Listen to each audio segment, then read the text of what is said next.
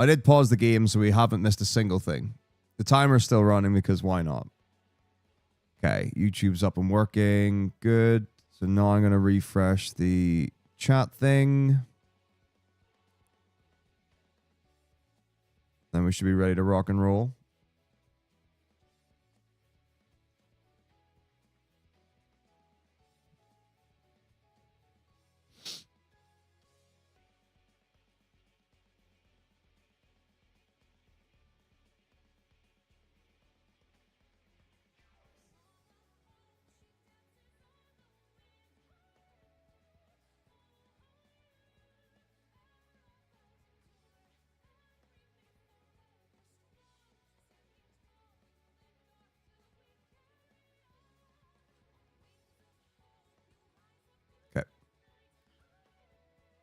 Should hopefully be everything back and working as normal now. Transferring pretty much everything off of the drive into another. And then I'll find out that there's not enough room to render the videos that I'm rendering. Oh, that's weird. Why is DaVinci closed? I mean, I'll just leave it. I'll render stuff later tonight.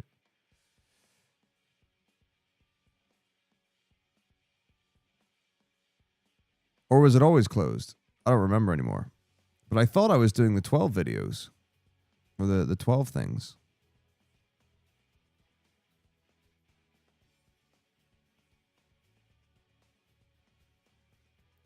Man, why? I just don't know what's up with Firebot at the minute. Like, it's so intermittent and unreliable.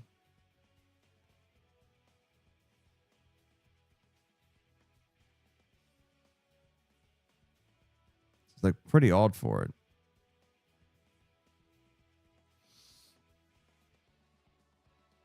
Anyway. Once I get that up and going again, then we'll continue. This is actually an ideal time for me to get food, actually.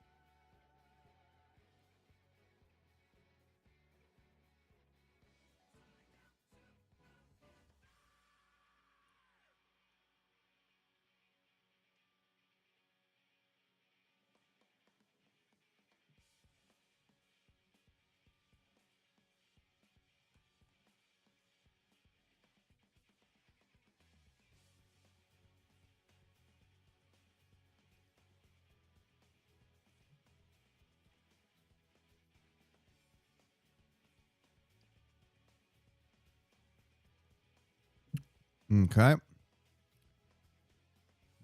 That's one thing happening.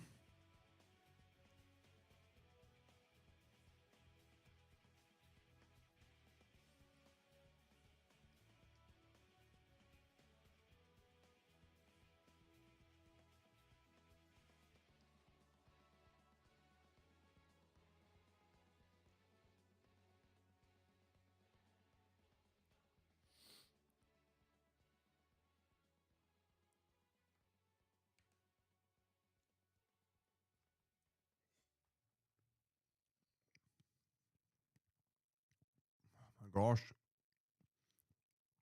Just load. Work. Firebot just says loading channel moderators. Maybe I need to like do a clean install or something. It feels like it's just so intermittent.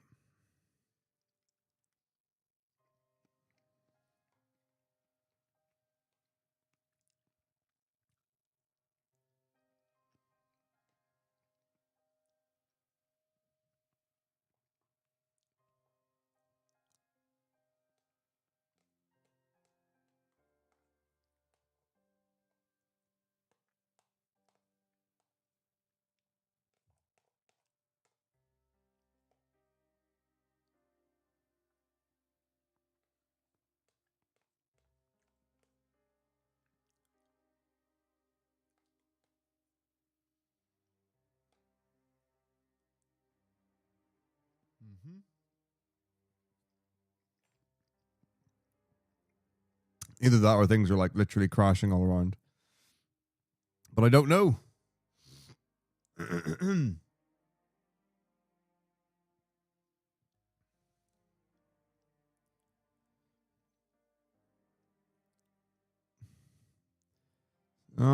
Stop buffering and just load. It's not there. Loading channel rewards. Please.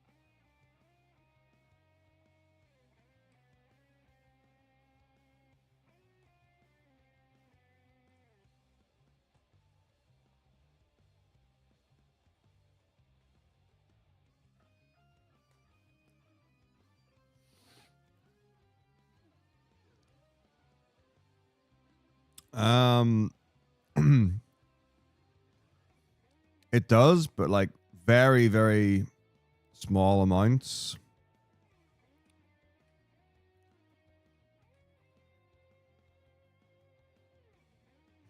Stupid hack. Sounds very cool. I'm desperately trying to get Firebot to run. Oh, there it is. It's just come up on the screen. Okay, so sugar-free jelly Hartley's.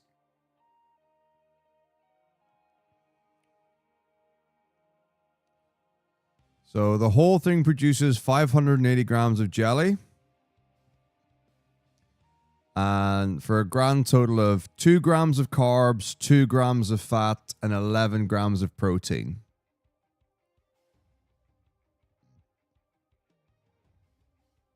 Nice and blurry.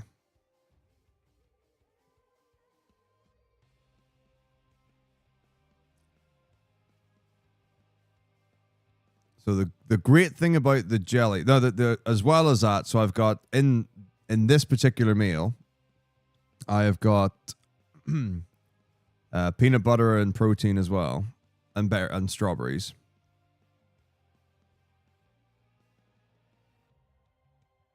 The numbers 1 to 9. Oh, I love it. Yeah, make your own font set. Perfect. Right. Good. Okay, I think we can get back to it again. So I've got like 5 files transferring. We've got 70 gigs of disk space now.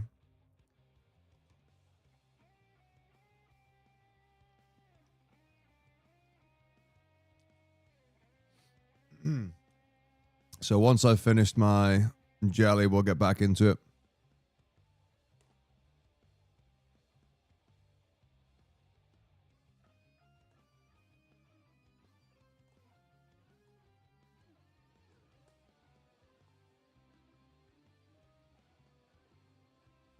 Love strawberries.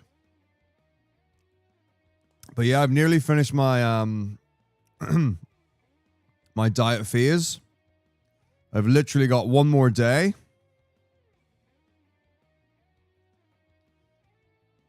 Well, you can't see that at all. Great.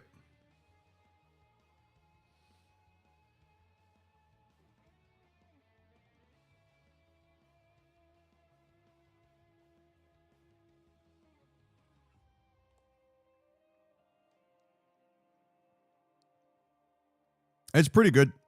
I mean, so the reason why I'm having it is literally just because like of numbers. So ha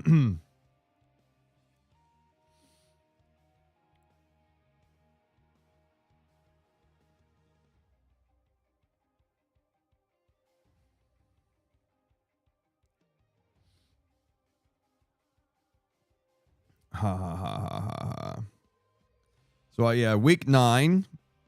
So what's that? 67. Yeah, so 67 days. So 9 weeks. Started on the 3rd of August.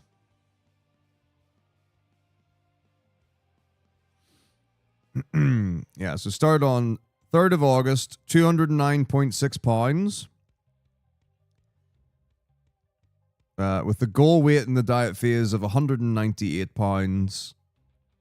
Current average 193.6.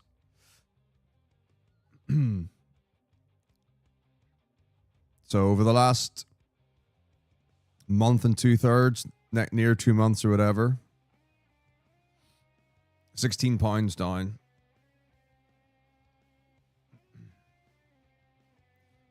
So 209 start, 198 goal, current 193. I don't think it's any surprise to anyone who's known me over the last years. Like,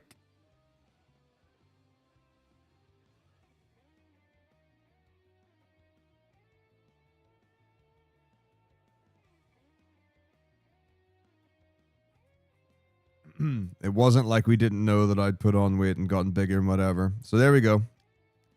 That's where we're at right now. But I'll see what the app says afterwards. Hey, thanks very much, Leo. But yeah, I don't know if I can get it to show up all right.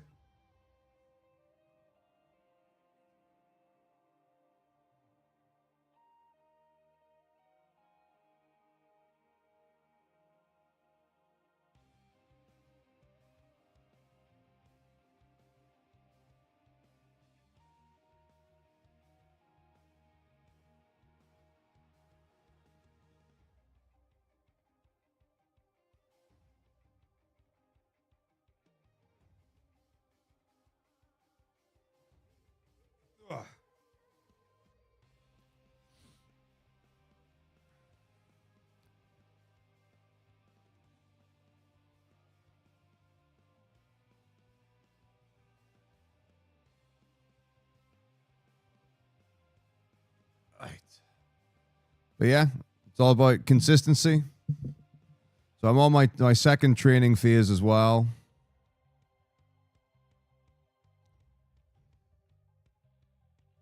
So I'm on.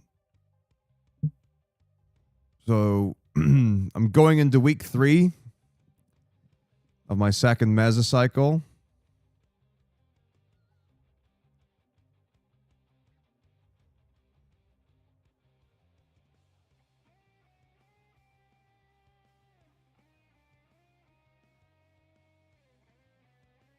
It's not really how it works. So I'm not doing strength training. I'm doing like hypertrophy training.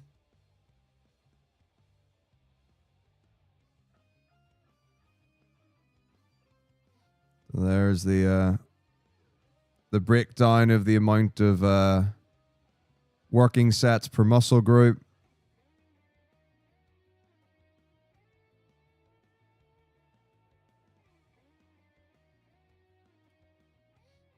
Each of the exercises and all that stuff. At the minute, I think I did prefer the first mesocycle to the current one I'm doing. Oh, hypertrophy is muscle growth, basically. Thanks very much, Tommy. Good to see you.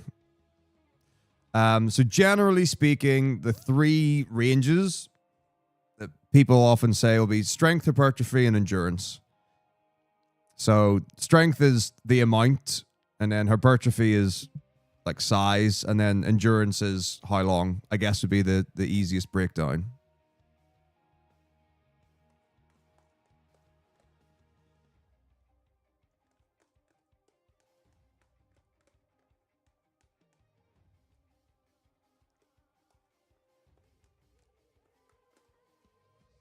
Right.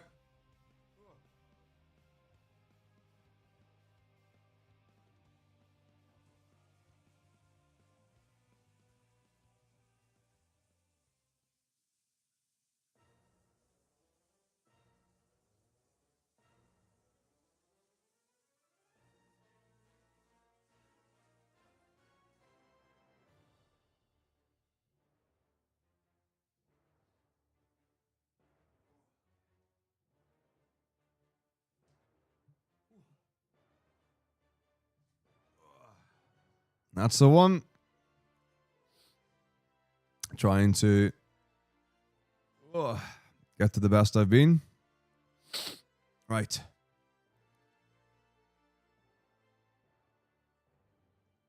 I mean, that's literally, that's all it is.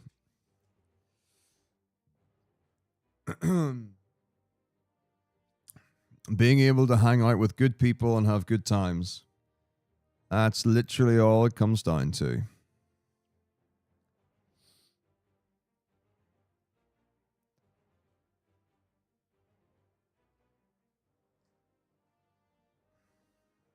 Right, let's continue.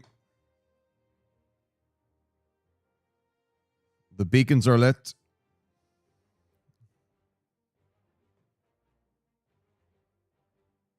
Gondor calls for aid.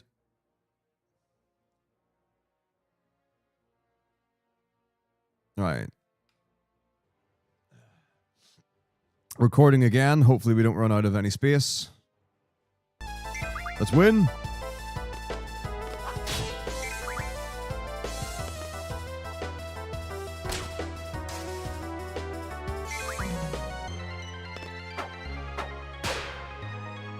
Cheers to that.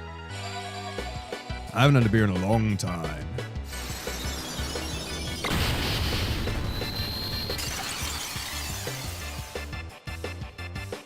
But like the thing is, like, I don't get that much out of drinking. Is like the actual truth.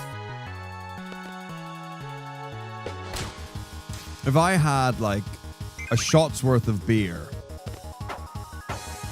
that would probably be a good amount for me.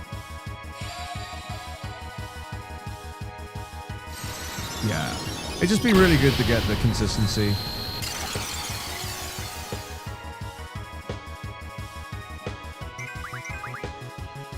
And into the habit. Like I'm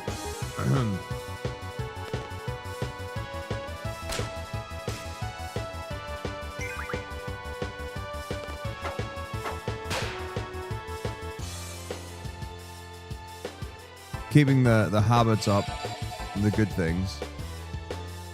Oh, I mean, like, in the past, I've certainly had the capacity to drink. But what I mean is that often, if I am feeling like I would like to have, like, a beer, what usually ends up being the case is I'll have the first drink, and I'll be like, that's nice, it's relaxing, it's soothing. This is what I want. This is the sensation I wanted. And then when I'm like halfway through the drink, I'm like, I'm fine now. Oh, I really hope it's not a serious injury, Leo. I hope you're still able to function fully as your glorious self.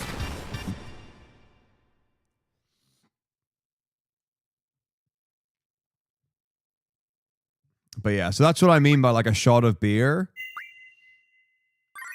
Like I imagine it would be similar for people who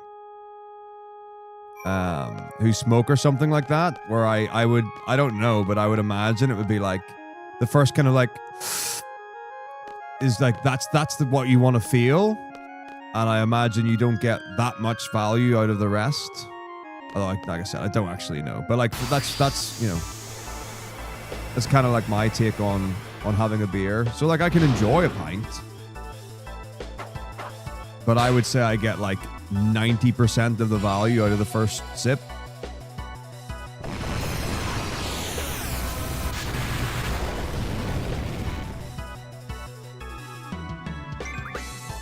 Yes, do let's, Leo.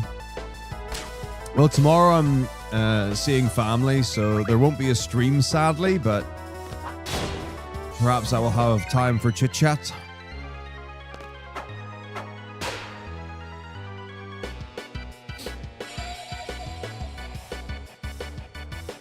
But yeah, it's all very cool.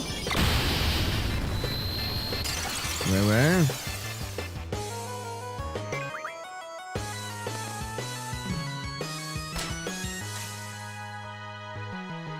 Well, I think if anyone gets the right, it is someone from France.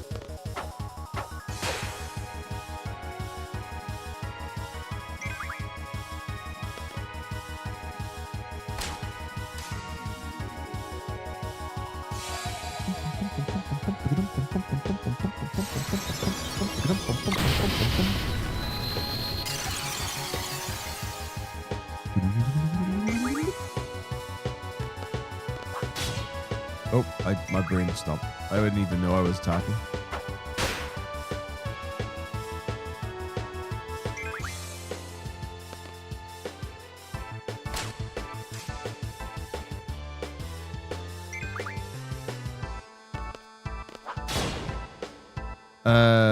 Couple of hundred, like 230 or something like that there.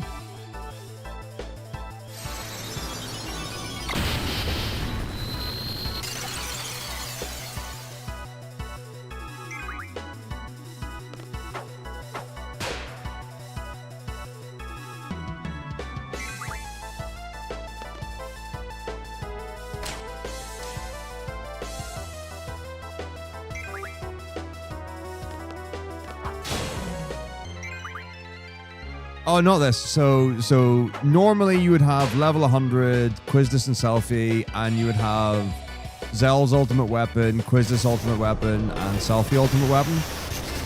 So this fight's a cakewalk normally.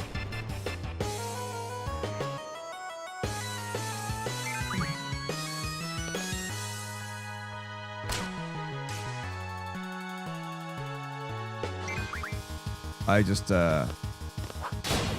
didn't realize this would be the case with the strat that I went for.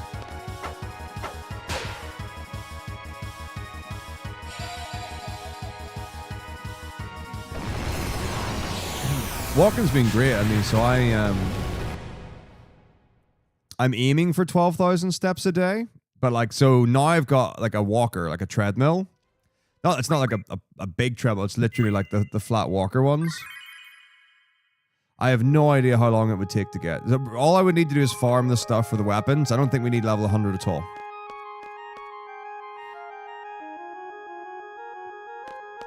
But yeah, so like first thing in the morning, I come down, hydrate, and then I'm on the walker for like 30-40 minutes before then like gym training. And it's really nice to kind of just like get my bearings for the day, settle into the morning.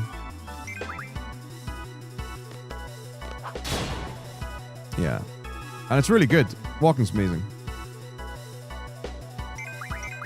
But it's super convenient as well, because obviously I've got a standing desk as well.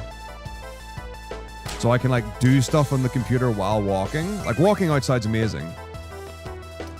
And I do really like it, but this just alleviates that, oh, if I need to do work or I need to be on the computer or I need to check something or whatever it is, oh, it's really wet outside and I can't be bothered going out, you know, whatever the excuse would be.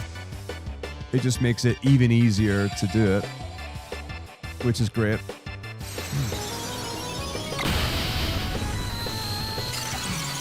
So I've definitely gotten a lot from that.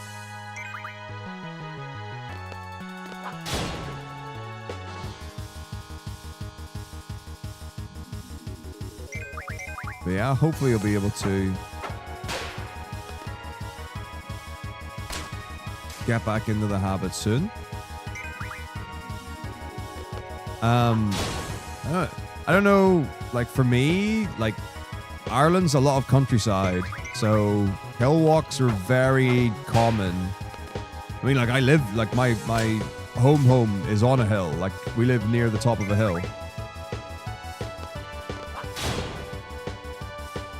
So I might not be the best person to ask about hill walking. No, it's just a part of life.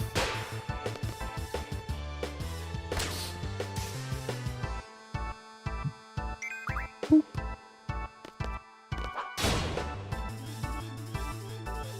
Boop.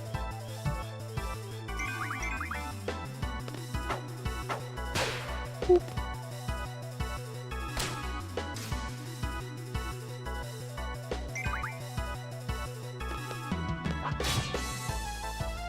Oh, that was rude.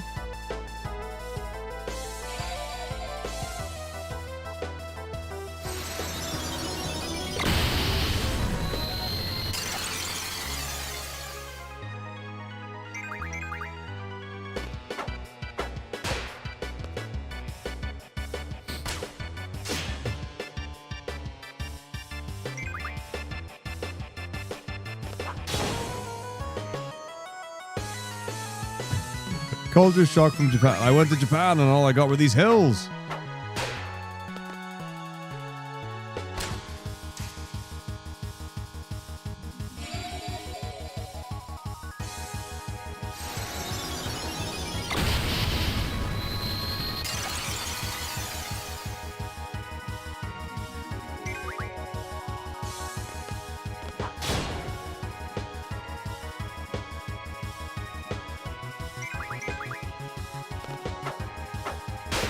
Help against wind? Maybe it depends what direction. I mean, like, if you're going uphill against the wind, then, ooh. But I imagine air is clever enough to just, like, go up and over and round. I don't think it blocks it. I think you would need a wall for that. But I don't know the physics behind it.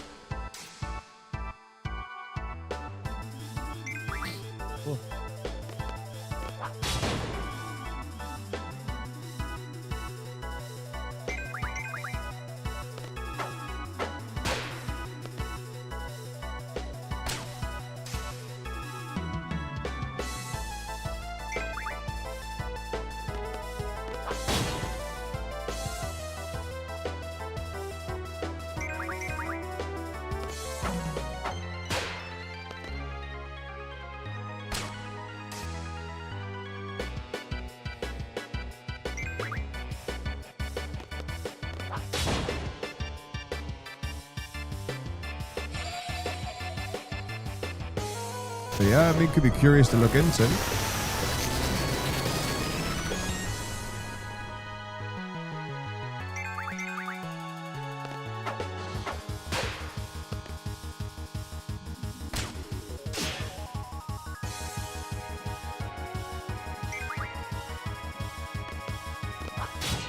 Early.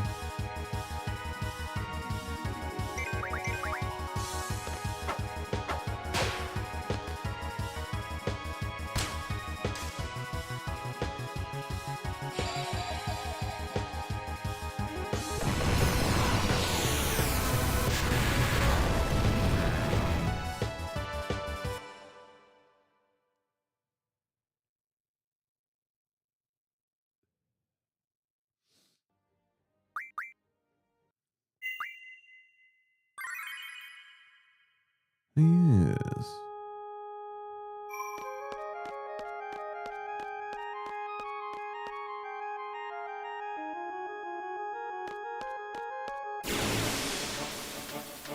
Normal enemies? No.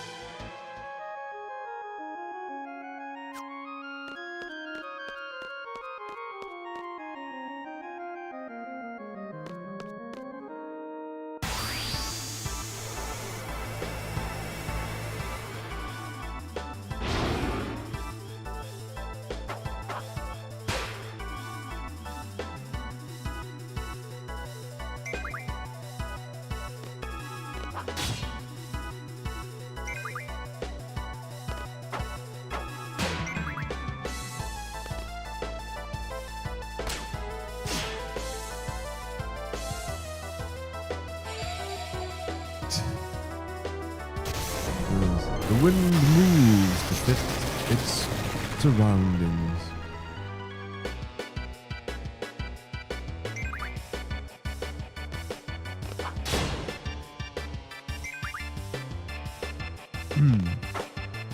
Isn't nature amazing?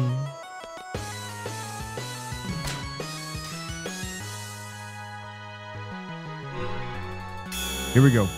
Come on, baby. Let's go. Oh my gosh, it sounded Sukin again. That's like 4 in a row. Sounded Sukin. I already saw the sword.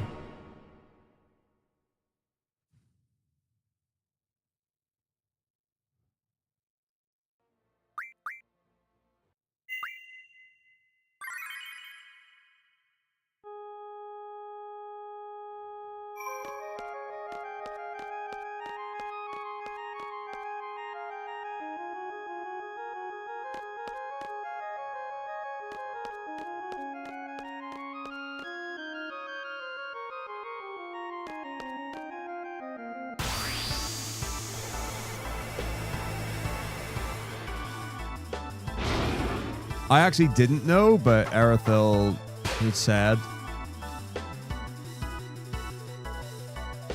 that when the 4 swords are on the ground, the one that's furthest away is the move. So if you see the fatter sword to the angle,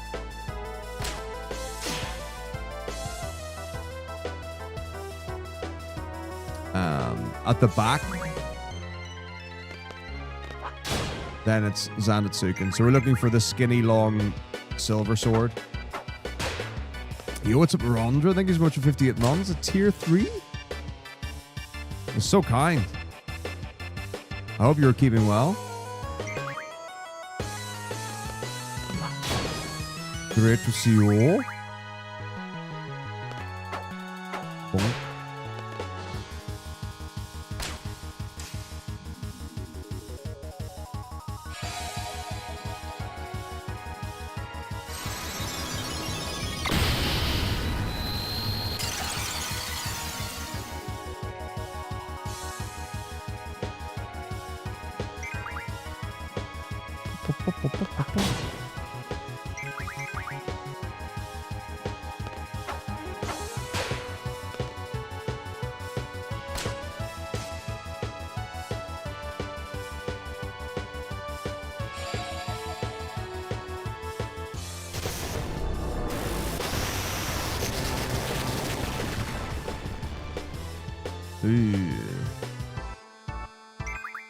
Already having Squall at yellow, probably a good sign to reset the fight already.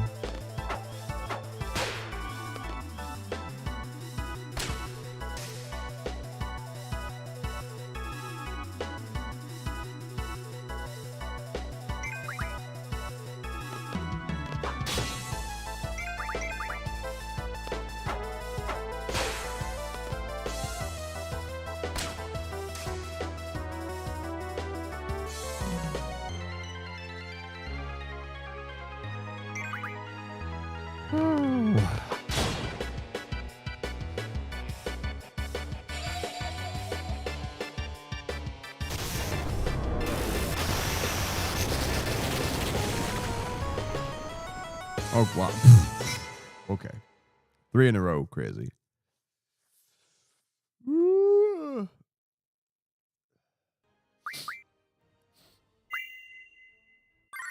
No problem. Here we go again.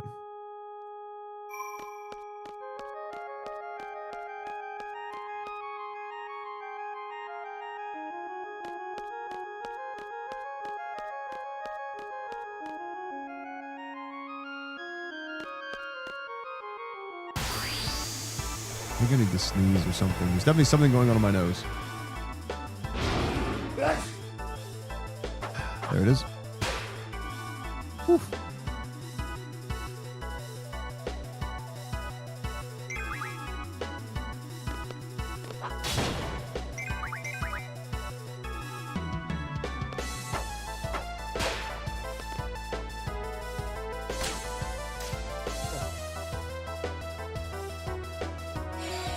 Sneezy today.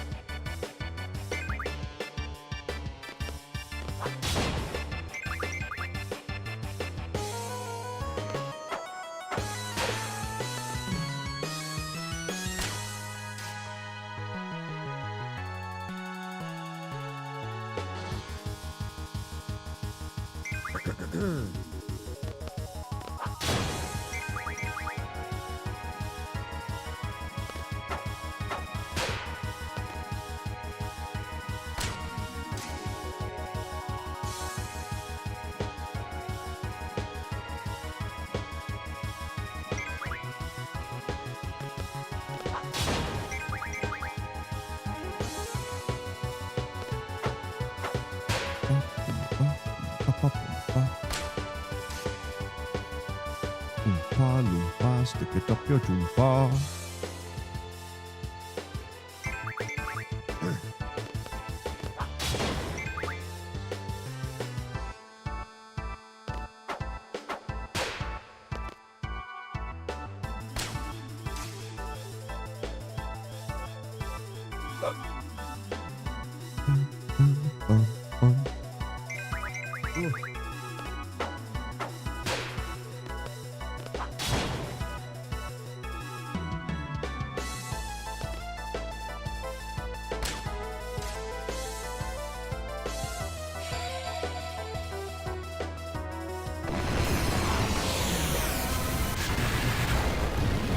Good spread. Like it.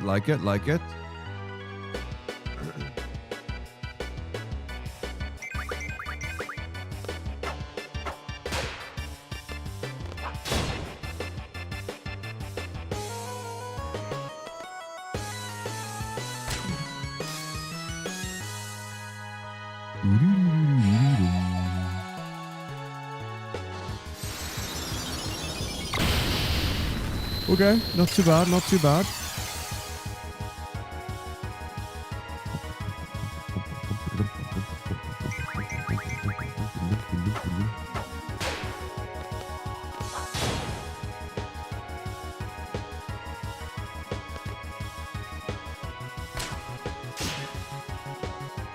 Now we're in pretty prime Gilgamesh territory now. One more hit on Quizdis and Gilgamesh Amine. Probably looking good.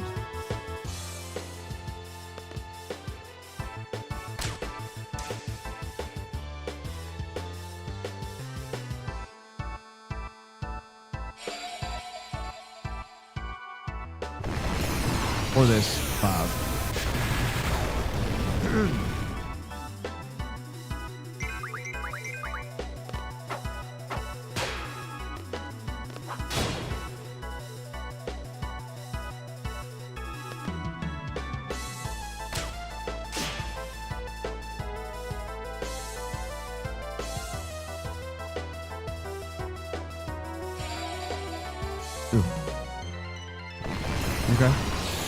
Okay.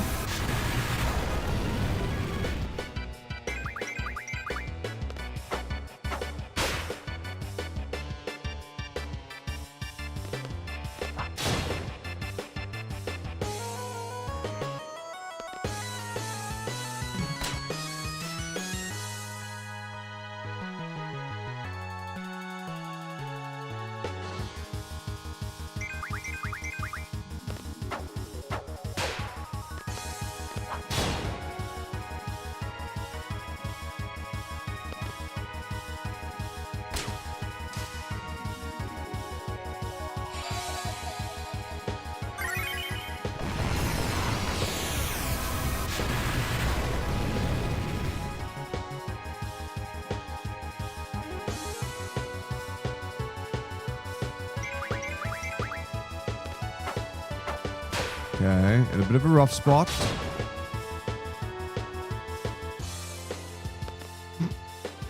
Don't know about that. We were in a little bit of a dry spell. That's okay. No problem.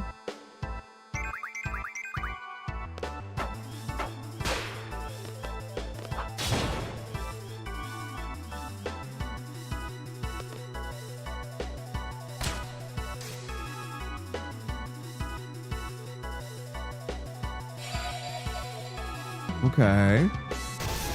That's fine. We need Gilgamesh before the next attack.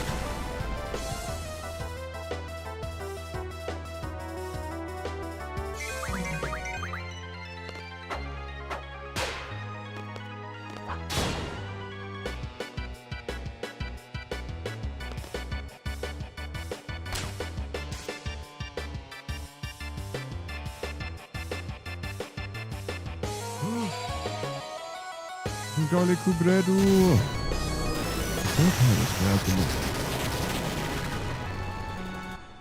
They're blabbing about how Basia was real good at blitzball. Dado was of the mind to grab the mic and give a shout out to the Basia boulangerie. That's a good one. That's funny. I like that one. I like that one a lot. Not only because it says boulangerie, which is a great word. I like that.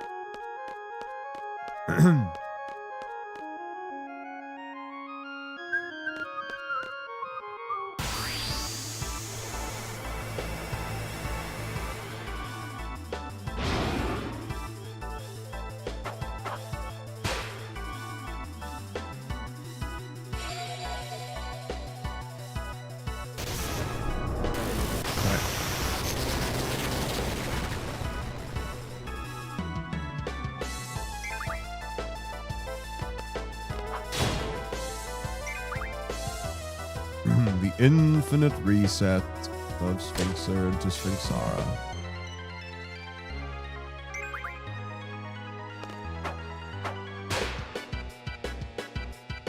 Not to worry, Jake. We're practically won.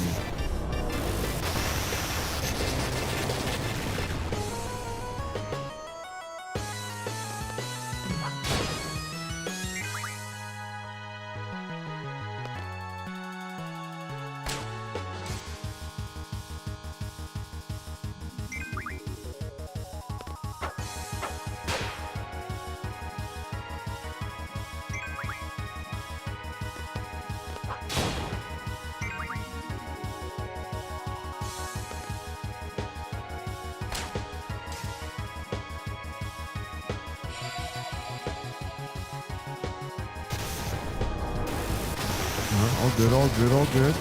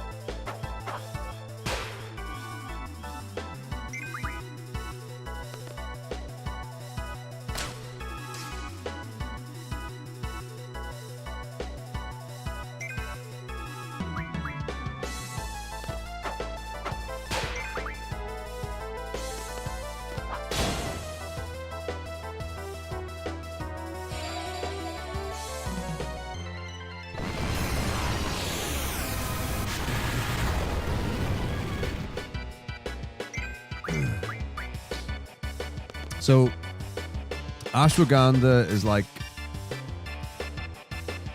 you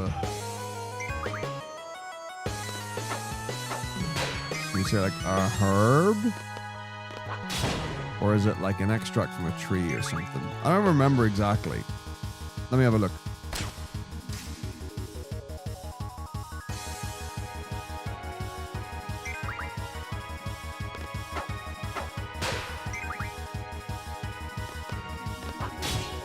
Rats.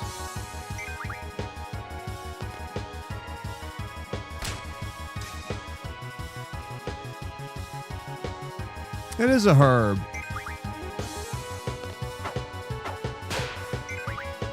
So yeah, there were a number of different tests in the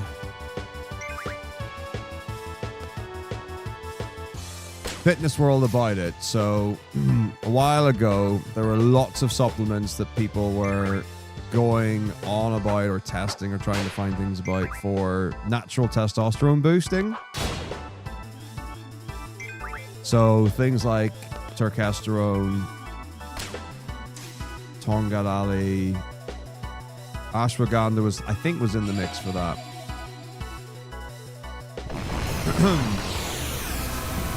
And then turned out that even though, so a lot of them have got either really insubstantive evidence, just like either incredibly little or unreliable, or testing wasn't whatever. And like some of the, so for example, some of the tests on turkesterone didn't even have turkesterone in the like what the people being tested with were taking. So like some of the tests were not great. So as far as helping with testosterone, it would appear stuff like that isn't actually of any real benefit, which is not to say it has zero benefit. But in some of the studies, the cool thing about ashwagandha, so it does increase a little bit, but what it does really well is helps with stress and mood.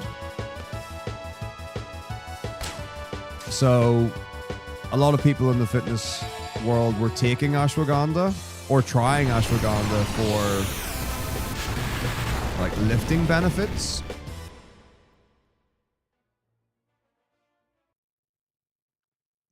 And now a lot of people are taking it for well-being benefits.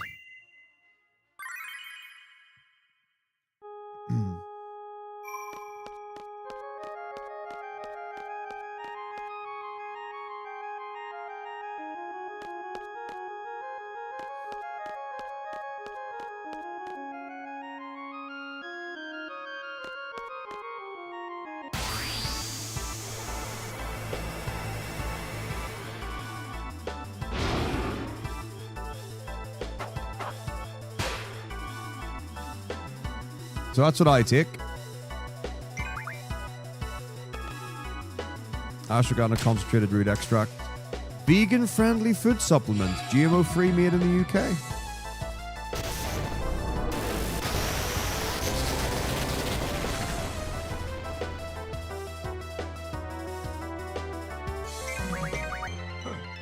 So it seems odd to me that like the amount of supplements that like advertise as being vegan-friendly, like I get it, but like doesn't seem like the primary reason you would be thinking about whether to or not take a supplement.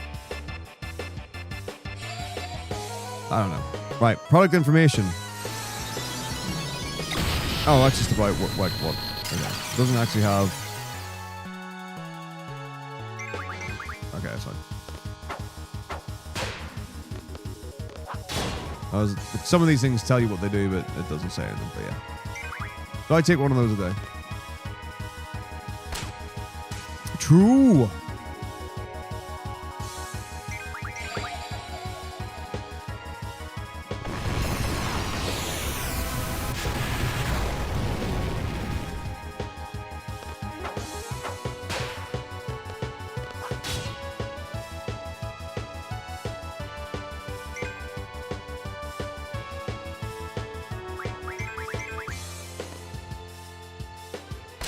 It is, yeah. It's a tablet. It's a pill, yeah.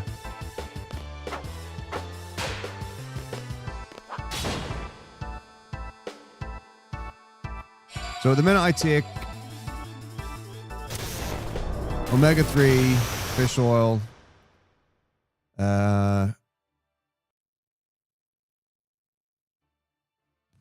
multivitamin, zinc, magnesium, ashwagandha, vitamin D3, that's more so to do with the amount of light and sun we get in the UK. There are places where vitamin D3 wouldn't be as useful, but there are plenty of places where it is. And then creatine. Yeah. So 6 tablets and a scoop of creatine on the daily.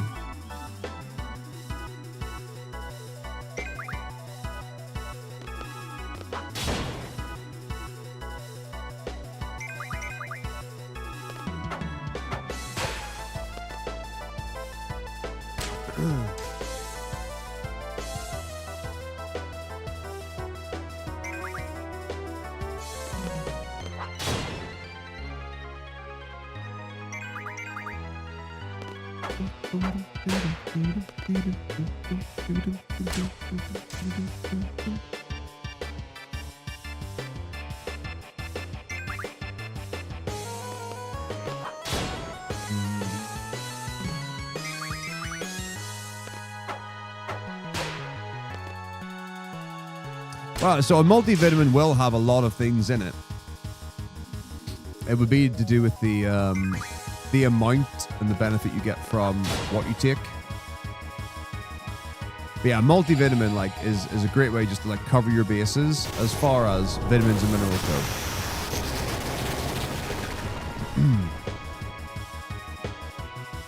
I mean, the reason so there are 2 reasons for creatine. One of them is really cool, actually. I don't know how new the studies are on it. The creatine is effectively the most effective natural supplement to support with muscle growth. But there have been studies about the mental effects of creatine as well. So it was something to the effect of, if I recall correctly, 10 grams a day helps with mental aptitude. So I don't know if it's memory or learning, cognition, or whatever specifically it is, but it was definitely to do with brain function stuff, which is pretty neat. So yeah, I think it was something of between something 10 to 20 grams per day, and then some sort of brainy benefit.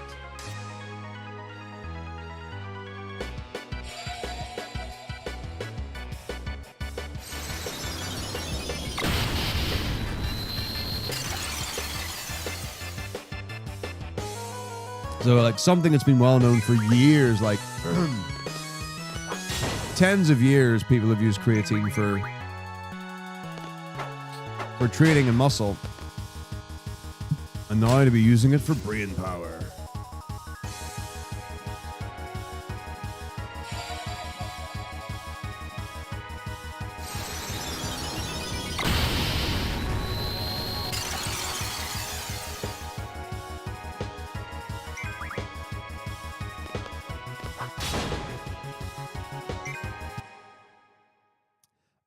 It depends what it's for.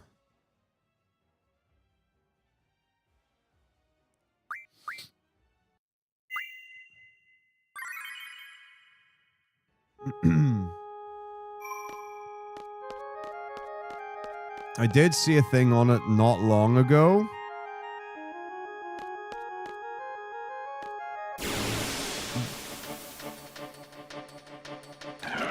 Let me see if I can find it.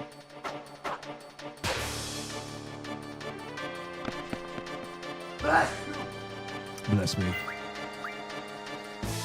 Whoa.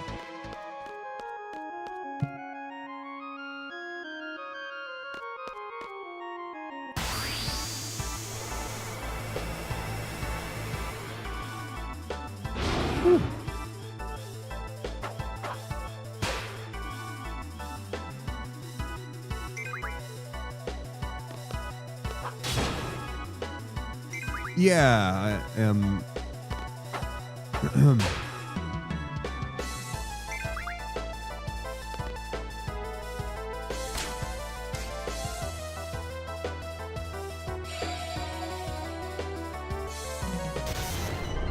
Yo, what's up, Chris Wall? Thanks very much, dude. Hello, hello.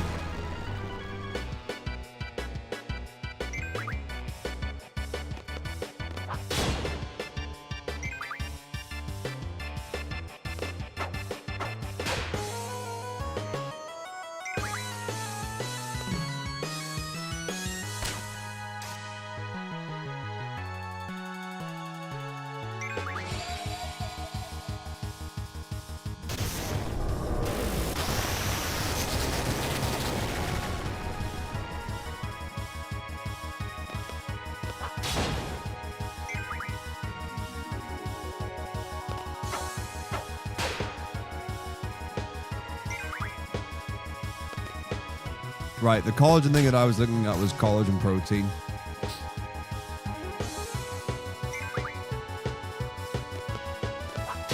So I have no reference on other bits.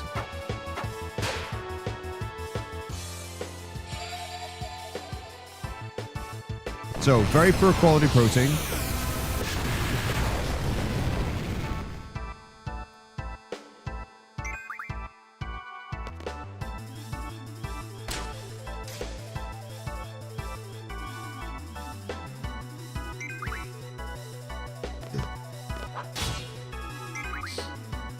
So don't know about any specific health things, but yeah. As far as protein source goes, very low quality.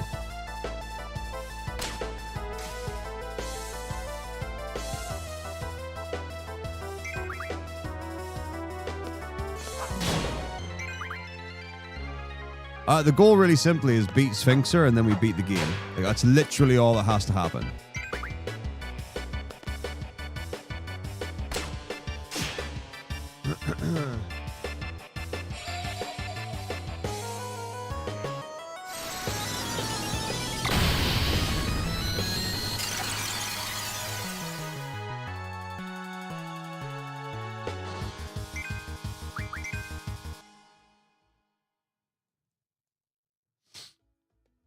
But yeah, the things like that happen.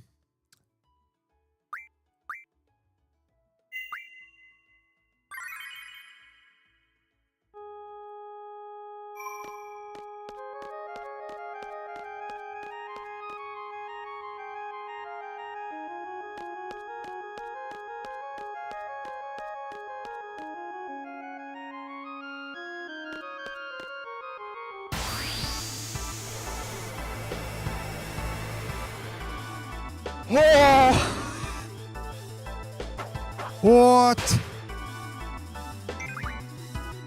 It has been some time.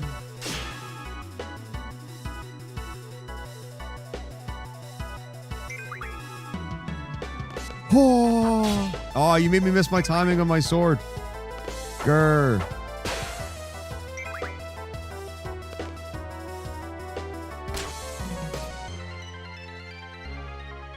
Yes!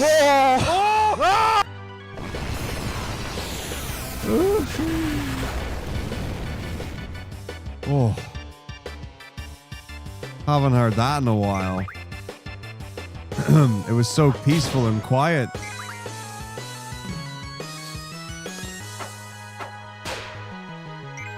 Oh. I mean, like, you guys are lucky I turned that down for you.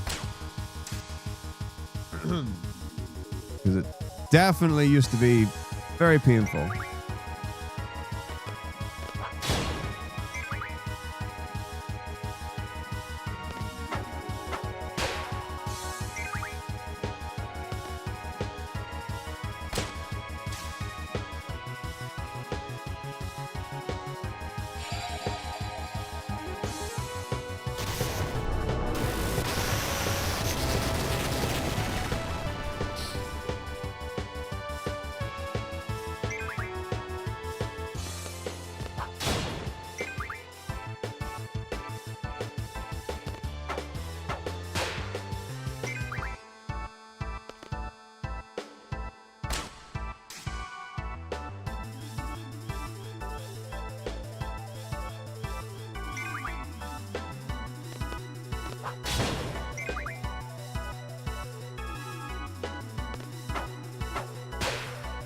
It's all good.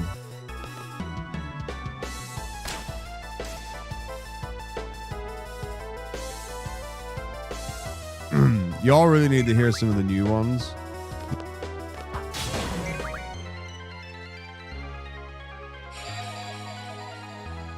Like if I think I can do a wee test.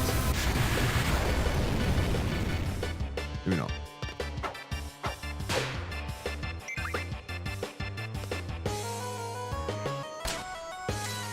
Yeah, I can play some of the new sounds in a bit.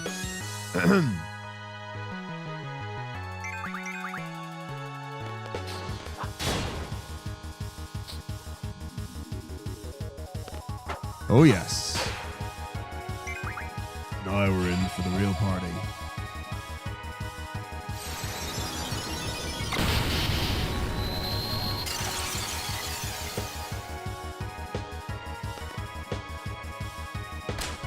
Oh yeah, Lord Moist, there's a thing that you needed to see. So remember during the the race was 0 and the green screen didn't work? Or not that it didn't work, but like I'd set everything in backwards.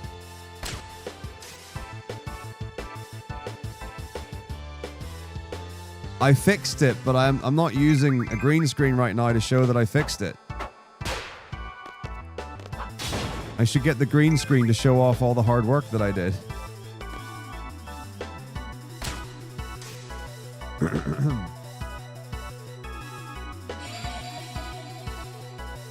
Maybe we'll die. Okay, yeah, we have to reset anyway. Right. Give me a sec. We're just going to do a quick pause.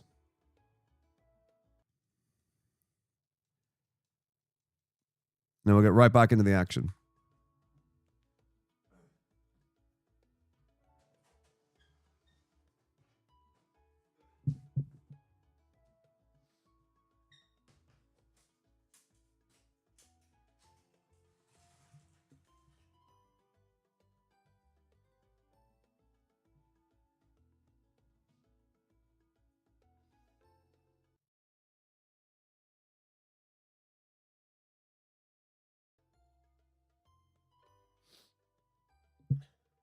Look!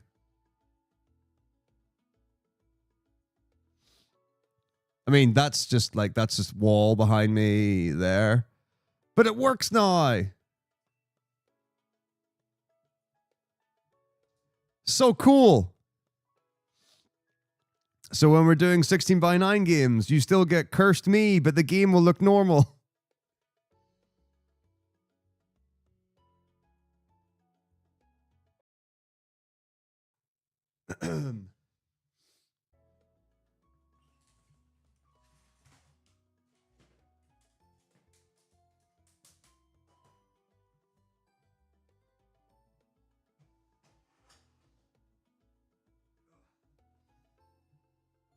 Right.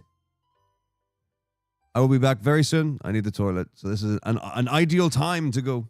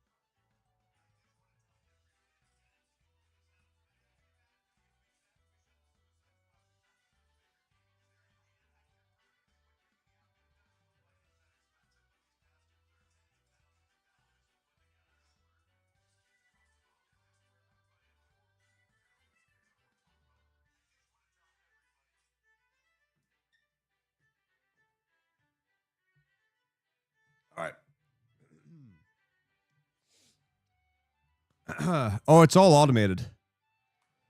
I don't control the camera at all.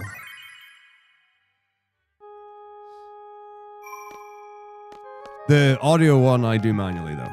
So, yeah, audio, voice changer. I don't know if I could automate it. So I'd have to send like a MIDI trigger to the button that does it.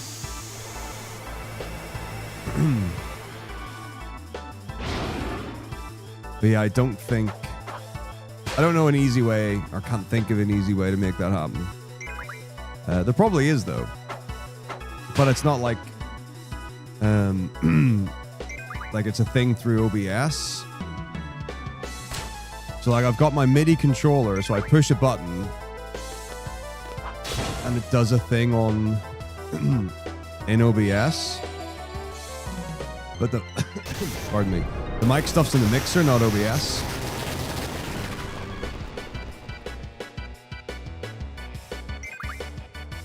So I'd have to trigger the mixer.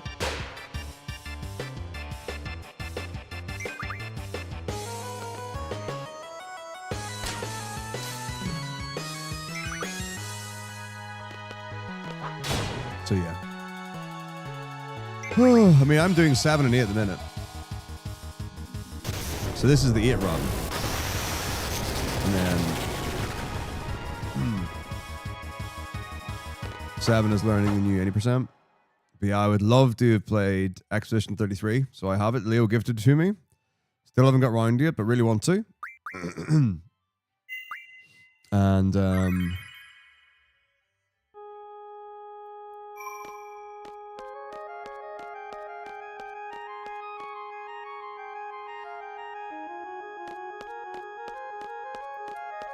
I haven't played Silk Song. I don't know if I will, but I've like seen it. People seem to be enjoying it. I'm sure it's very fun, very cool.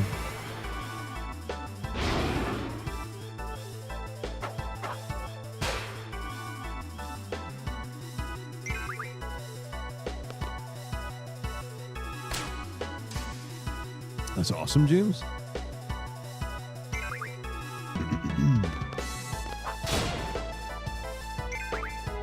Were there any like interesting twists or turns or things to get your party to the end?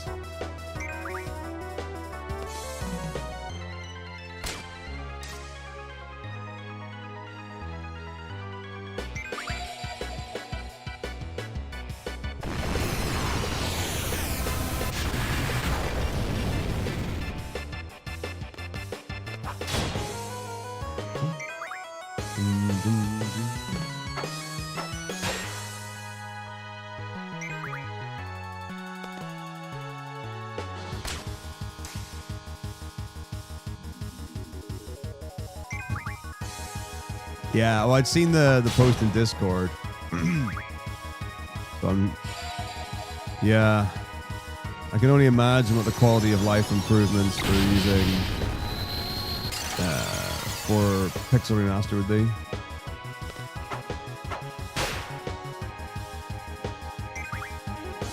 Ten,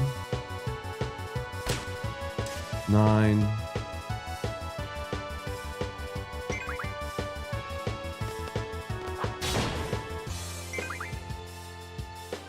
7.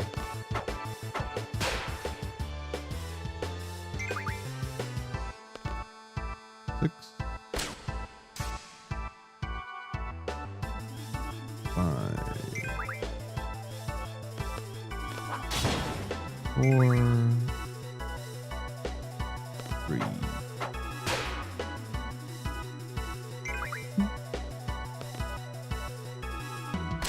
And 1.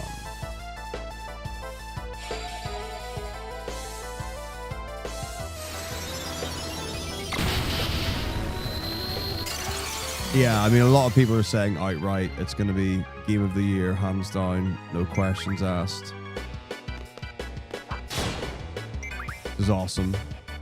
So I look forward to getting the time to play it. Maybe during the Halloween, winter holidays, not winter holidays, Halloween holidays, I guess.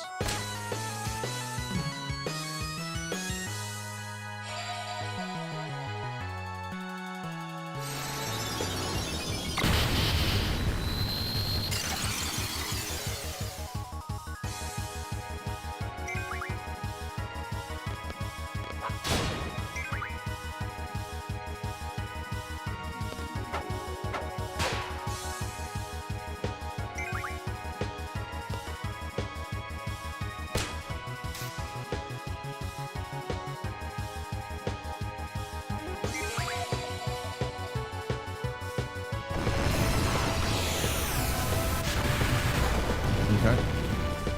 So really, really want Gilgamesh now.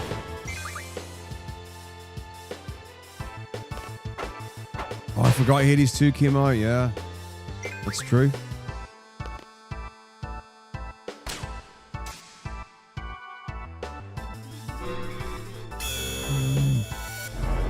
Please. Please. Please, oh please, oh please. No, it's Zantetsuken again. It's Zantetsuken again.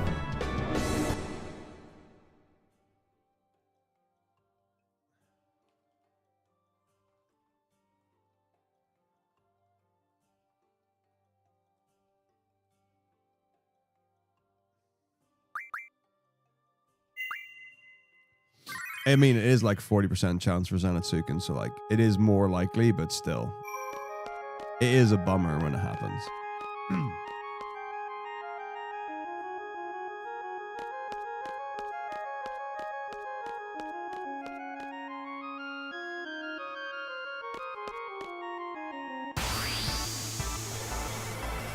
Yeah. Soundtrack has some stunning tracks in it.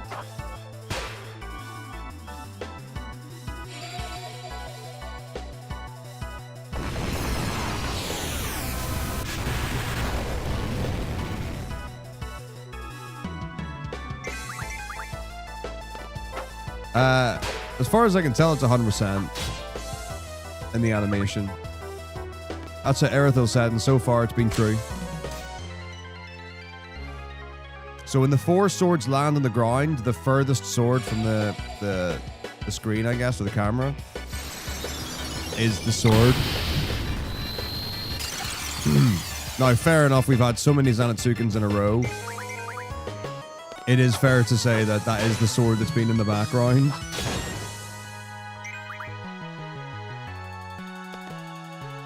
So we can have a little check for the next one and see what happens. But yeah, Eritha was be able to say, like, when it's the blue one, when it's the red one, these are the moves. So I assume he's confirmed.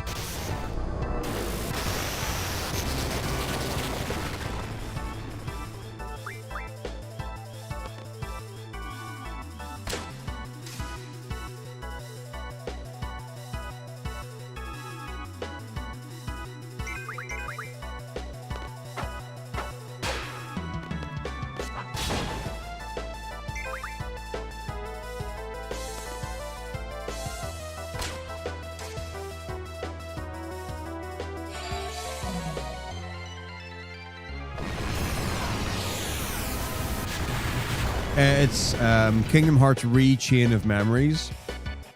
So that's like the casual playthrough I'm doing at the minute. So we got through the first half, I think. So we're a decent chunk of the way through.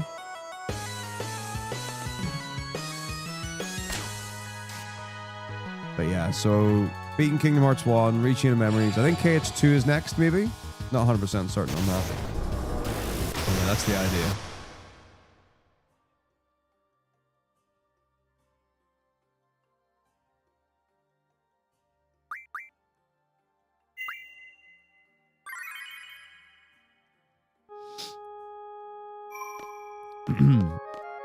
Definitely having a mixed experience with Chain of Memories. It's like the game, you not that you have to, but like the game functions much better when you play it the way it wants to be played.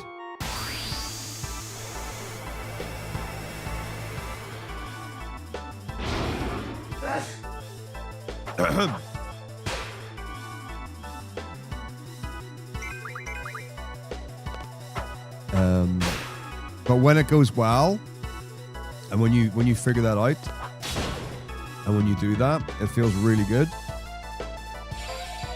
And when you don't, it can be a bit, bit of a drag. Well, I'd literally never played a Kingdom Hearts game before. Would have been last year, maybe. So I know what that's like.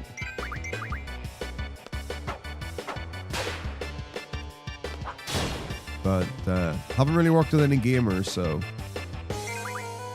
certainly don't hear anything about it at work.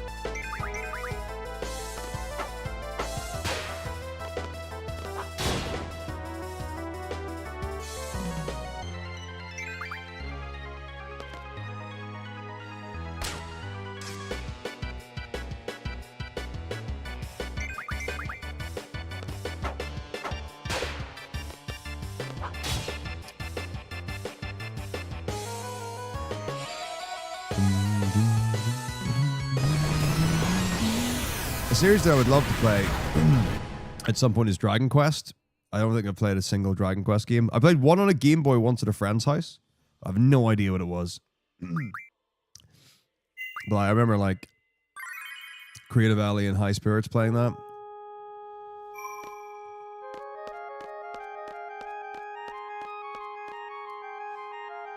And I think they were very cool. But yeah, I just need so much time.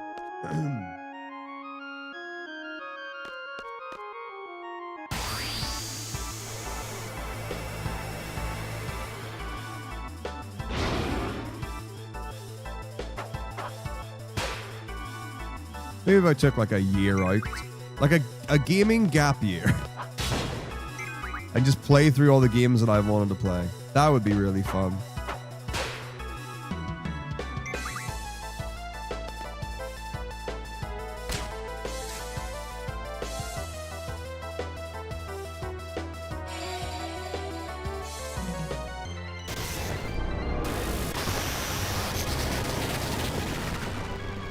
That's what we need for students.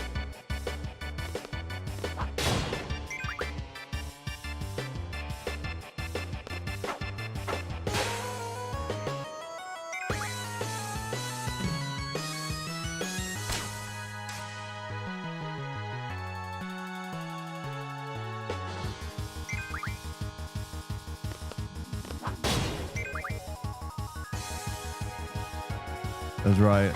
Go to Australia for a year. Find yourself.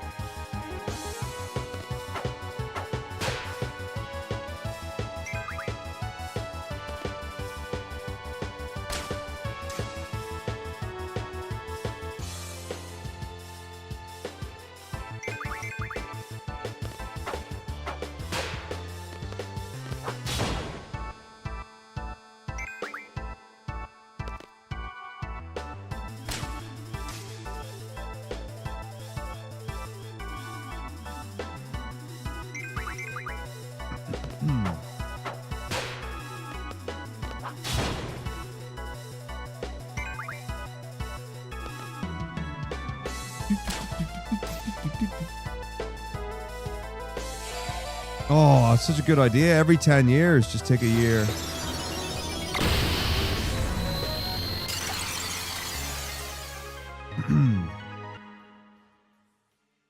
And just play catch up. That sounds great. I'd love to do that.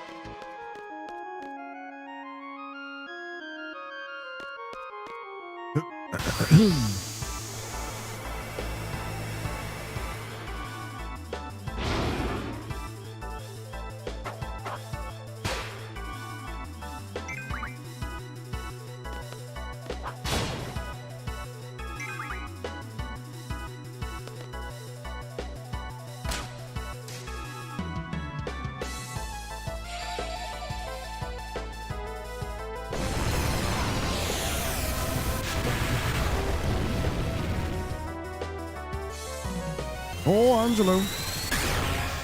That's the Greg warm-up. Gilgamesh will see Angelo and he'll get jealous. He'll want to come out from hiding.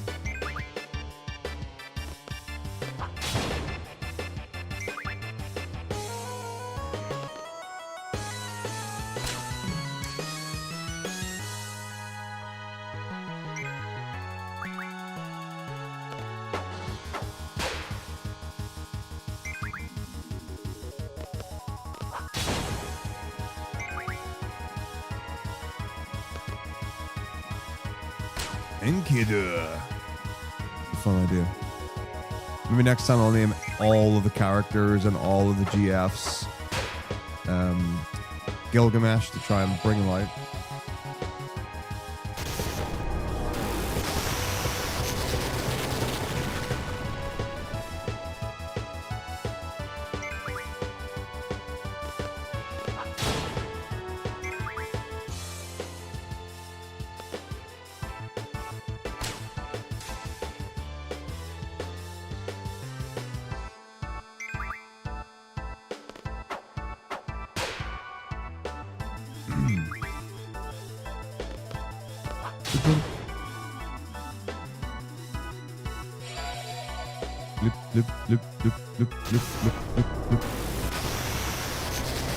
Good.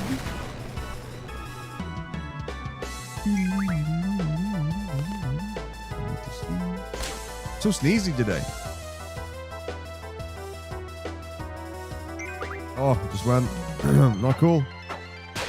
Oh, dear.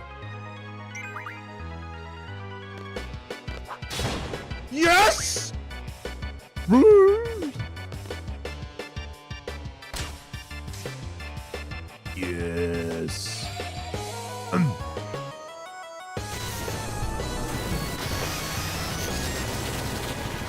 What's up, Griever? How's it going? Hello, hello, hello.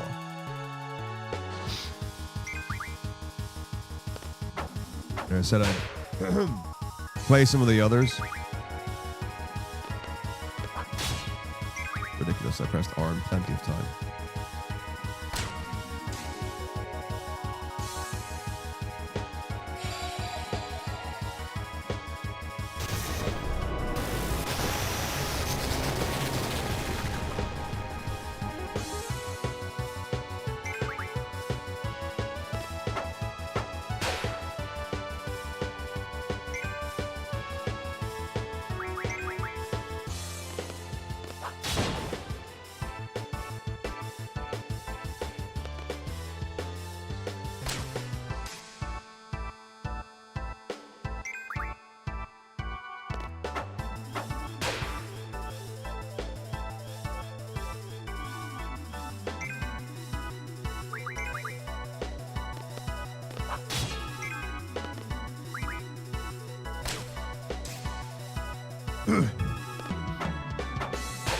Right.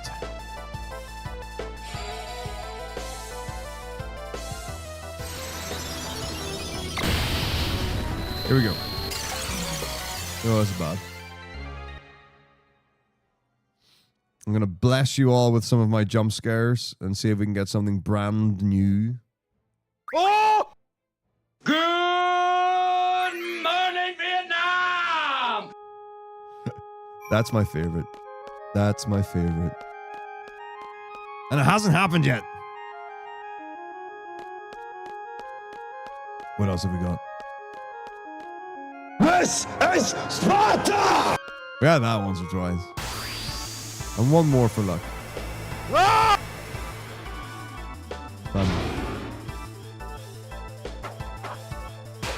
Woo! Okay, time to win.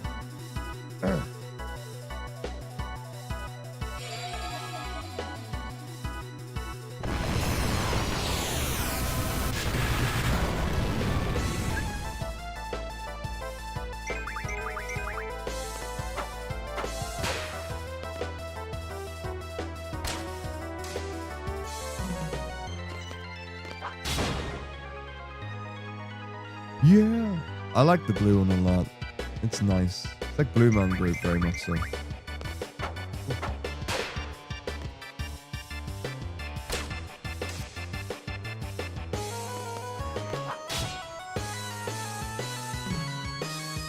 Well, now I'm in the cursed nether realm.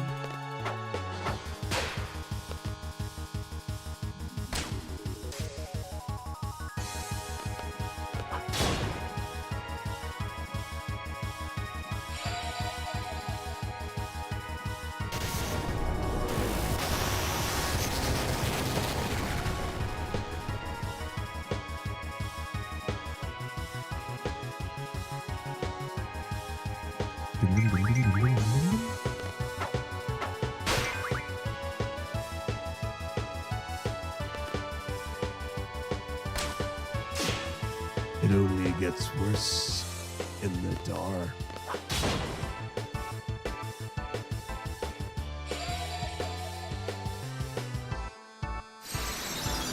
Okay, that's bad. Not the end of the world at all, but still not great.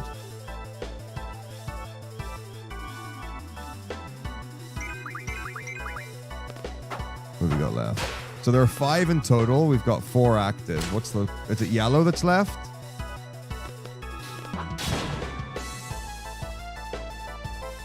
To get maximum... Yeah!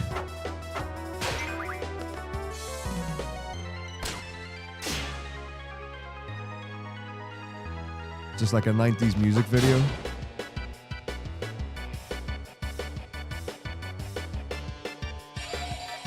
So cool. Not like this fight. This fight went bad. And then when they like gradually, because each one like after 5 minutes will turn off the one before, so it'll get like even more different color multiplications until it finally settles on yellow at the end.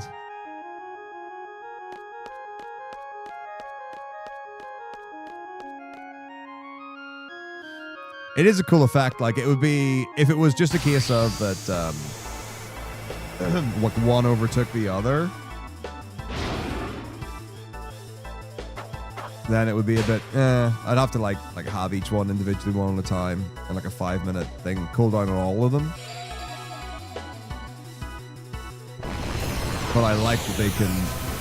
I think it is correct to say that the color multiplies, but I don't know if it could be something else. Or additive or whatever. I don't know.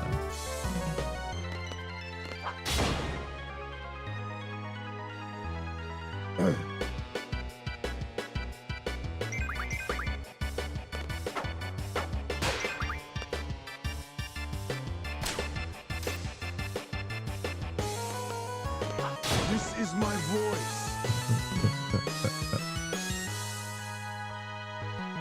Cyril! How's everyone doing?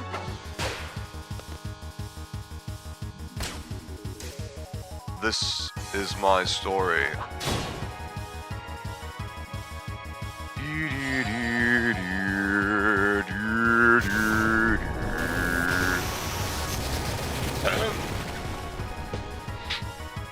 Is anyone out there?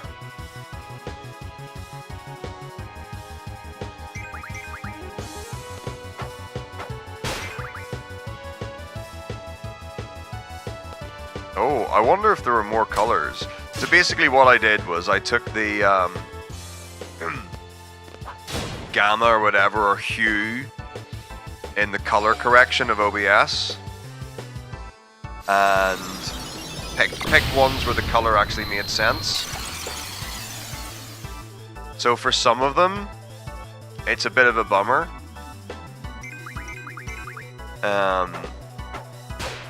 Where like there wasn't a very obvious color of the face.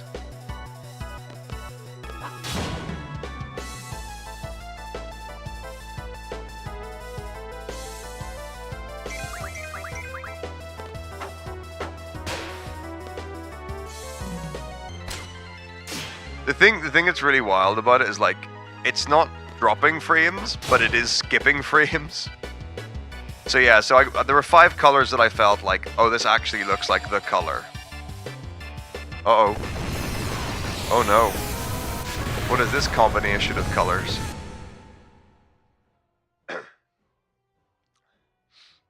Ooh. Okay. Okay. Not bad, not bad. Pretty blue. No eyes.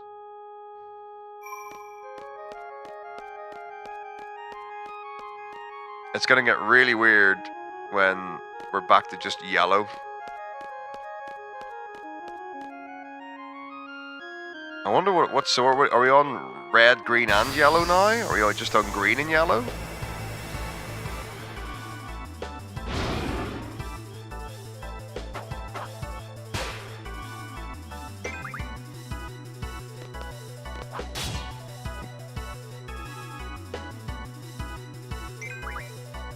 Oh wow.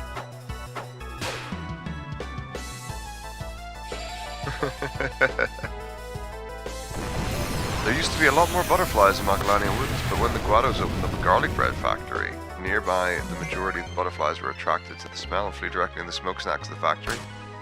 It is well known. I'm jaundiced. Yes, it is well known that the butterflies in Macalania love the smell of garlic bread. And human again.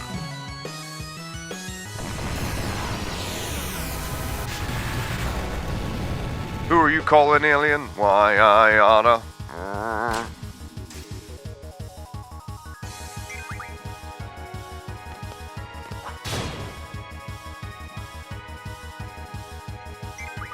So yeah, like I gotta say, like those are the colors that I felt actually worked, like the red, purple, blue, green, yellow.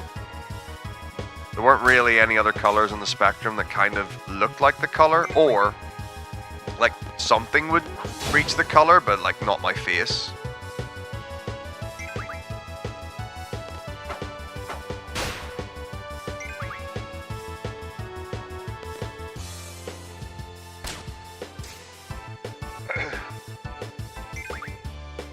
So there we have it. And lo, the camera color was born.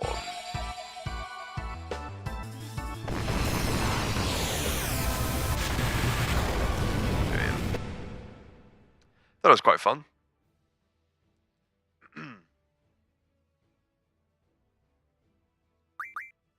Bum bum bum bum bum.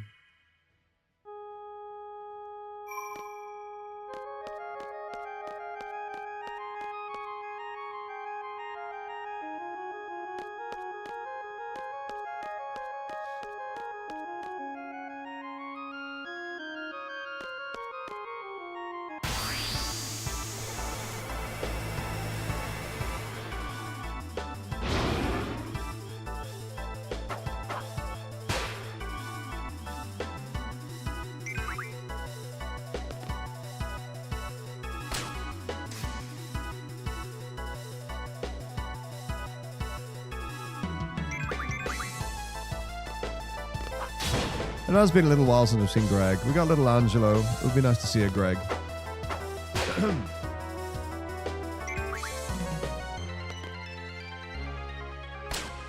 It would be nice to see a Greg.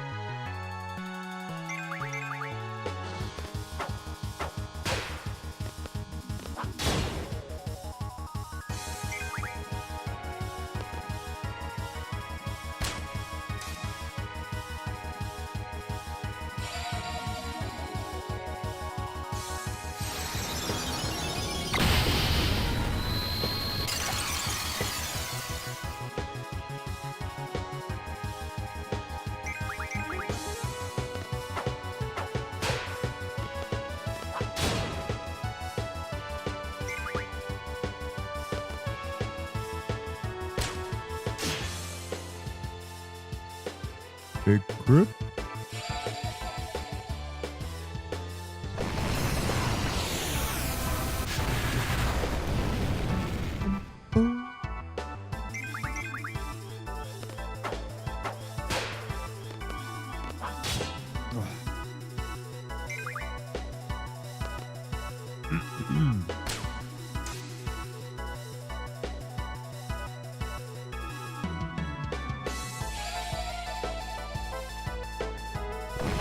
Is it just because of the battle mechanics and stuff, Frodo, or there's some other nuances that are making it difficult?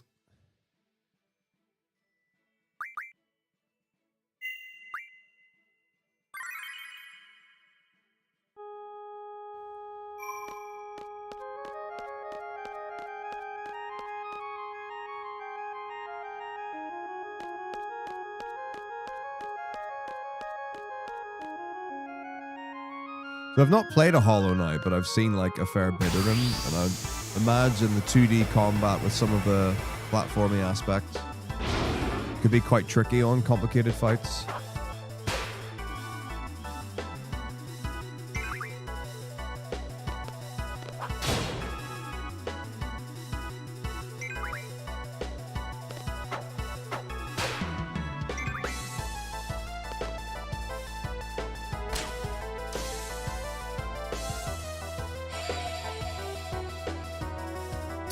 There are a few reasons to get level 100. I think nowadays with the end tracker, the level 100 stuff is... I don't know if it's important. I don't think it is, but I need to test. But I think farming the weapons is actually important. I think that's what will make the difference.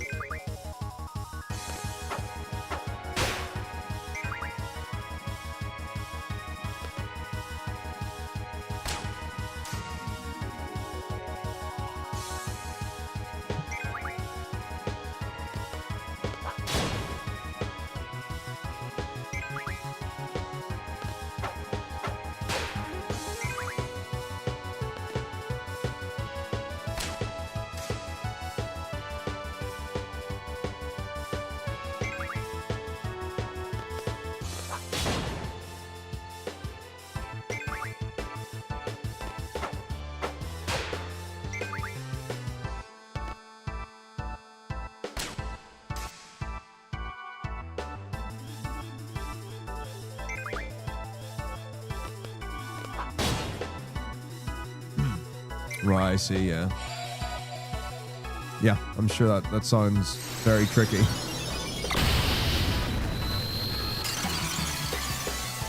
Like, there are a few, like, 2D DS, like Metroidvania games and the likes that I'm familiar with.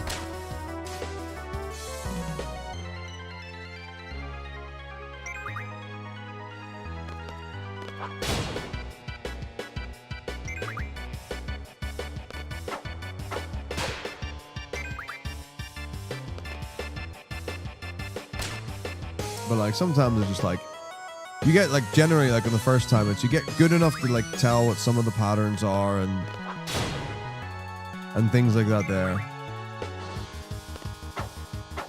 until you get the win. And then if you're practicing or completionisting or speedrunning, you learn all the patterns and that stuff. And then you can't lose. Yeah.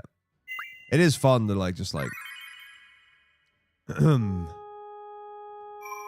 go for the hard skill matchup.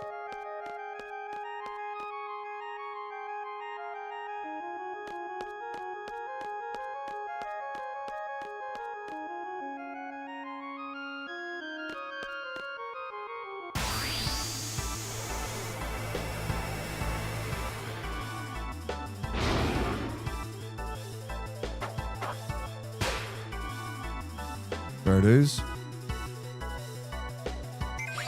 I'd be very surprised if people aren't doing low resource or low level or low percent things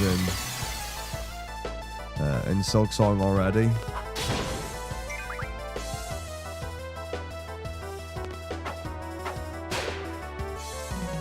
But yeah, I've not seen too much of Silksong yet. I've seen a couple of people playing.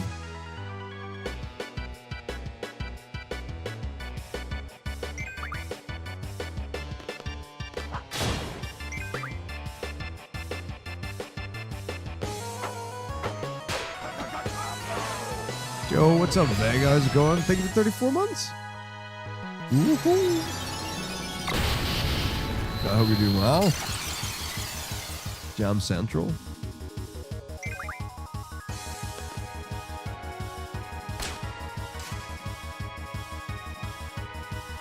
There's so many times new games come out and the speedrun gets so low so fast. So much crazy.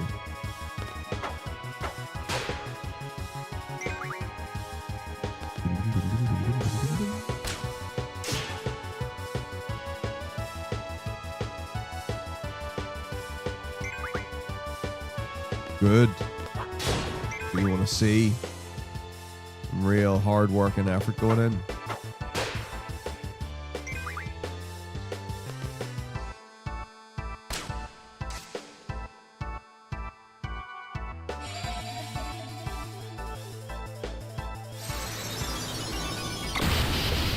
Cool, cool, cool.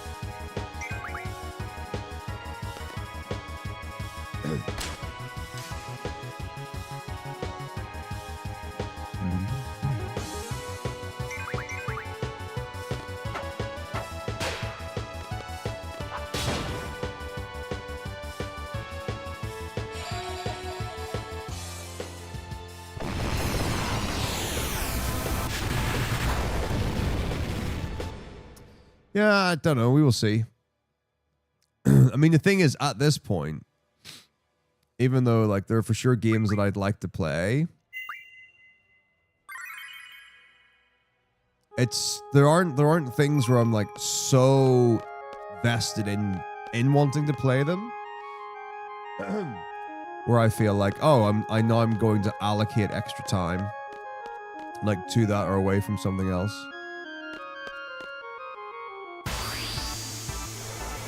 I don't know if that's just because I'm so long in the tooth as far as Like just doing Final Fantasy or whatever is.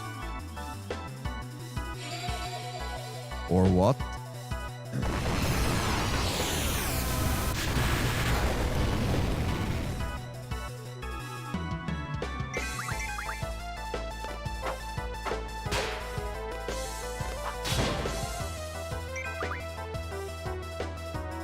But yeah, I could plan something out.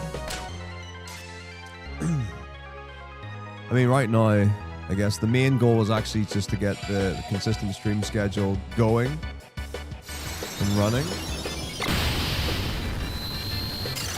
Because with school, sometimes it just gets really on and off. That's a real bummer.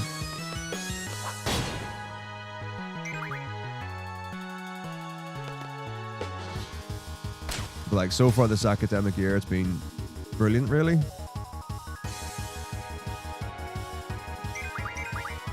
Which is awesome. So perhaps can be built upon in the future times.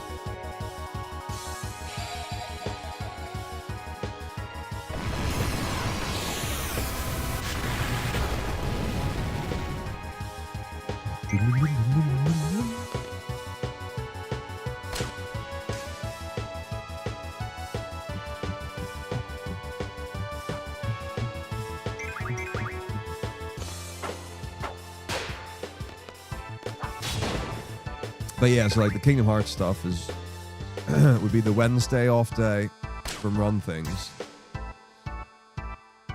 and then when Lee gets me, I take a Saturday for that.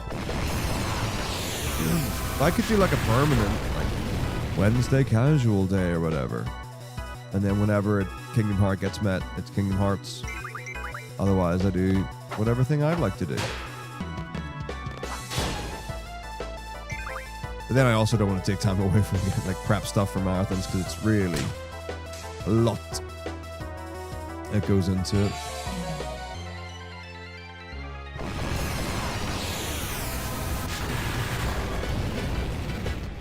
Okay, we need Gilgamesh before the next attack, or until we reset.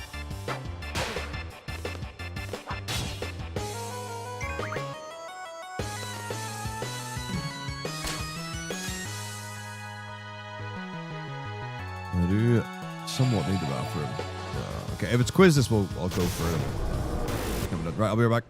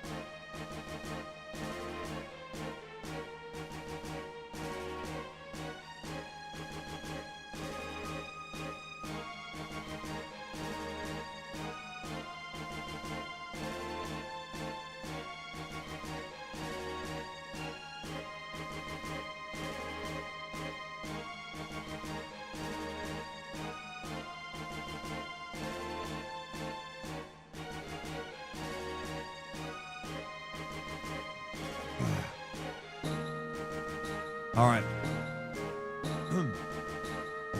Now, this is it. Now is the time. Fight the boss.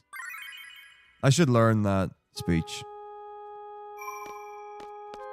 I should learn that speech.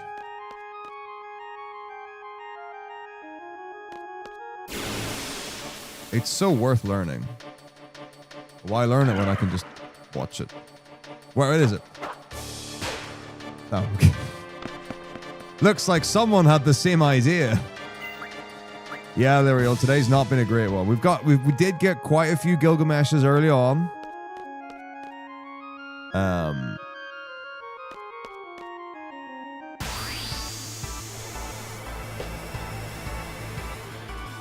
No Masamune, 2 Excaliburs.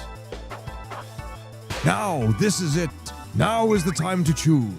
Die and be free of pain, or live and fight your sorrow. Now is the time to shape your stories. Your fate is in your hands. I should probably also add some of the Vane speeches from 12. They're just so good.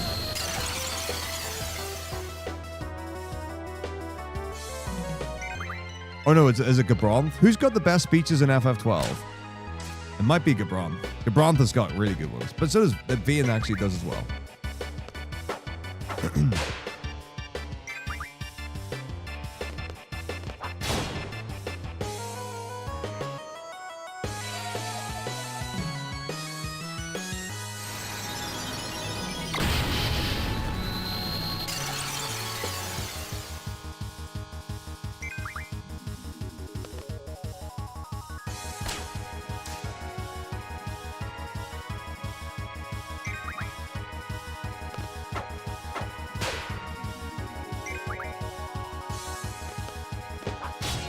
way early.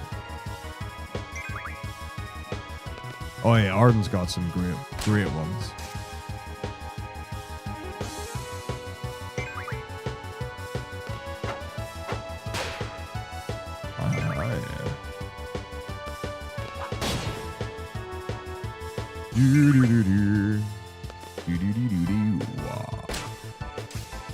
Blue, blue, blue, blue.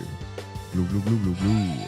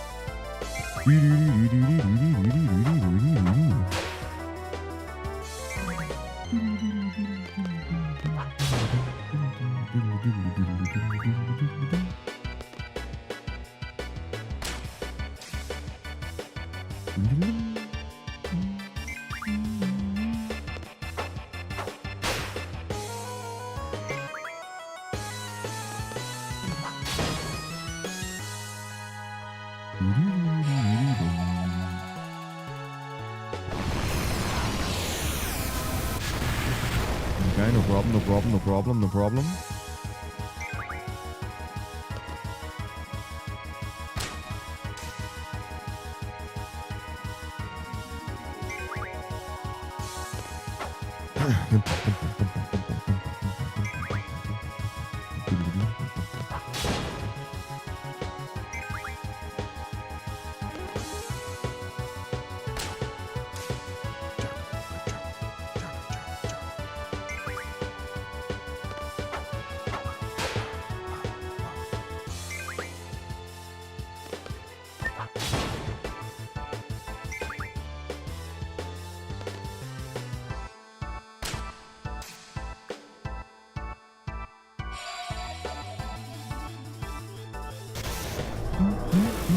Great, we need Gilgamesh right now.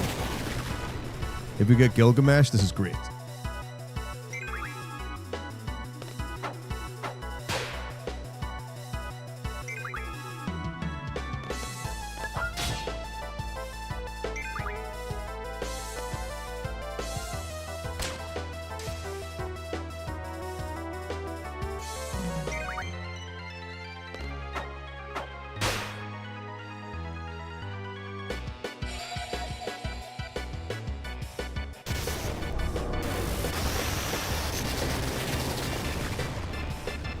Not good.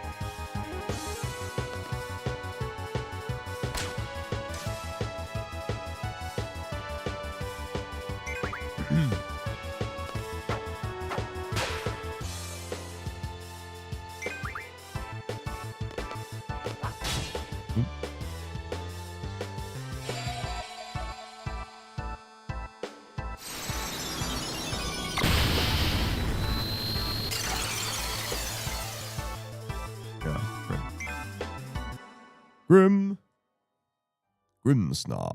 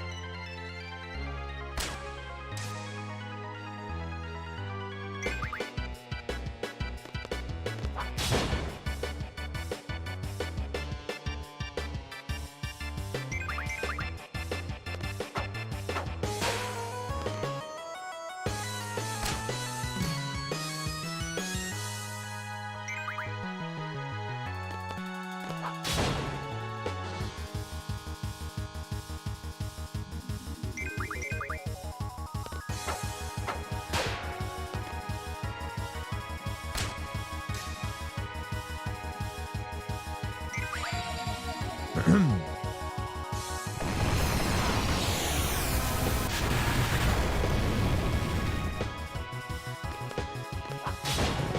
bad.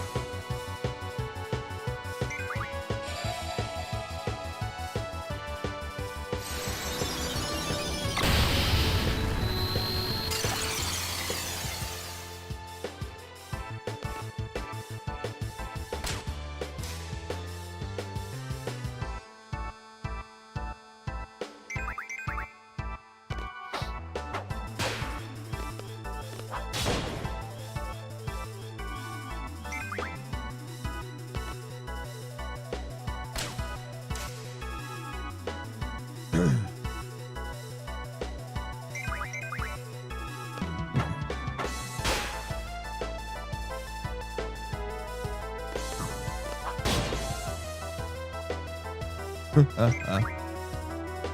I mean, it's just for fun.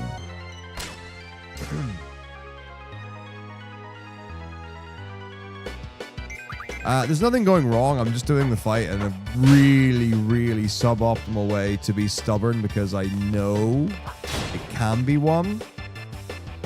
So it's literally, I'm just brute forcing this out of just sheer determination and badassery.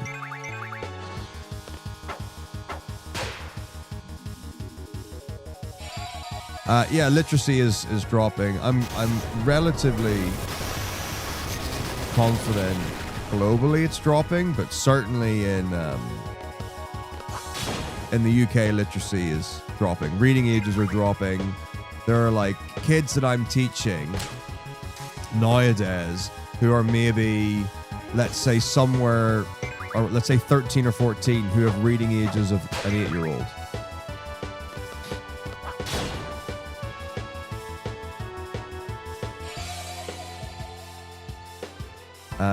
I don't think, like, I haven't seen any like studies or stuff like that. Anecdotally,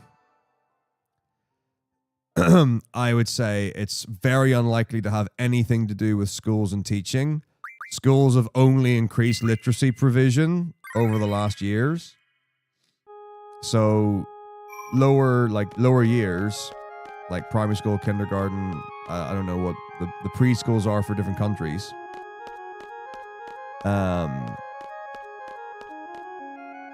Have an increased focus on literacy. Almost all secondary schools, high schools, colleges, whatever, are dedicating more time to reading. than they have. A lot of schools do things like accelerated reader or star reader program. These are really common. Plenty have got mandatory reading for students. And that kind of stuff.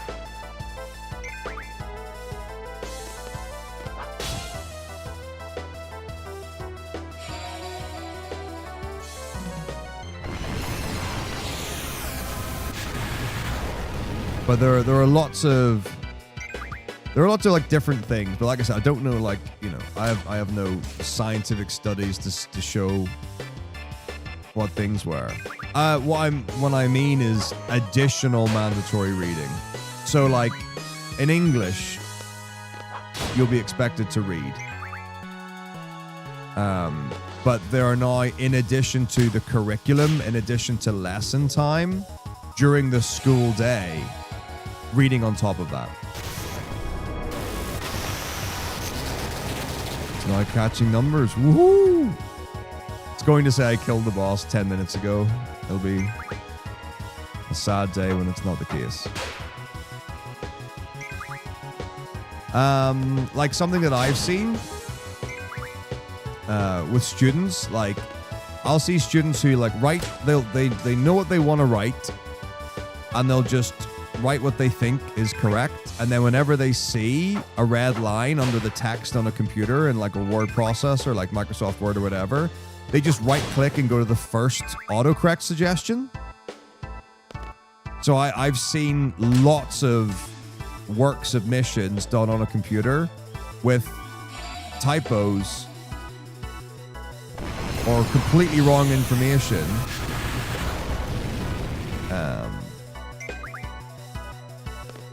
Because they're auto-correcting and they're not looking to see if the word is right or if it looks remotely like the word.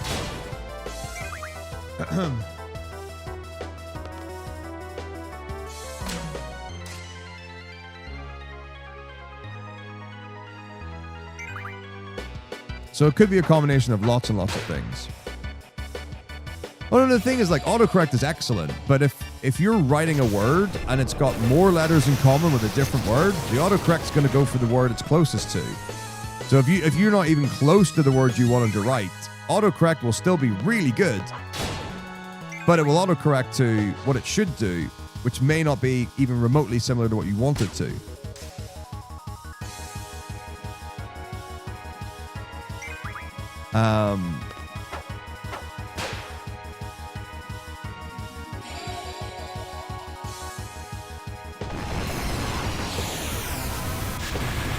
But there is like, but even like now, so obviously meme culture has been a thing that's developed a long time.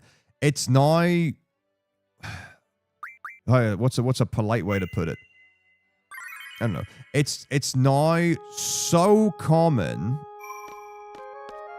that it's becoming the normalized language for children to use over standardized English communication.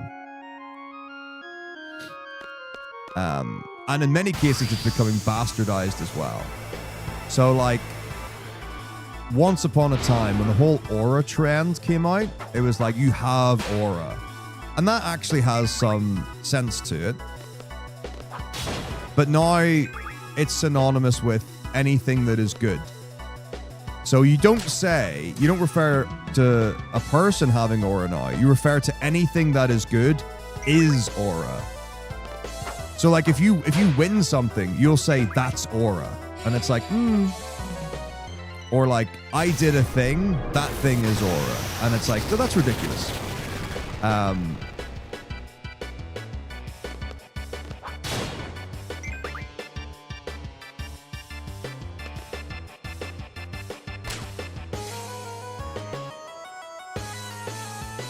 But yeah, so this is the first year, I think, kids going into high school have sat the normal exam that they would. So, I mean, I can only speak to the UK. So we've got SATs in the UK, or I guess SATs. Is that what you call them in America? I mean, I've heard, but like, we call them SATs in the UK. I know that.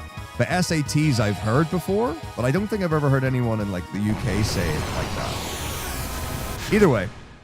So like for the last 5 years or whatever, like people have not sat the same exams and stuff. And this is, I think, like the first year where students are going into high school having actually had the normal curriculum, or like I guess like a normal education. I won't say normal curriculum. I don't know if it's much changed or adapted.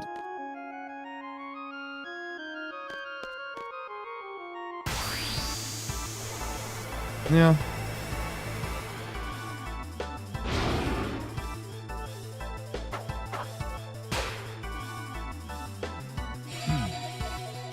So yeah, I'm sure there are lots and lots of factors.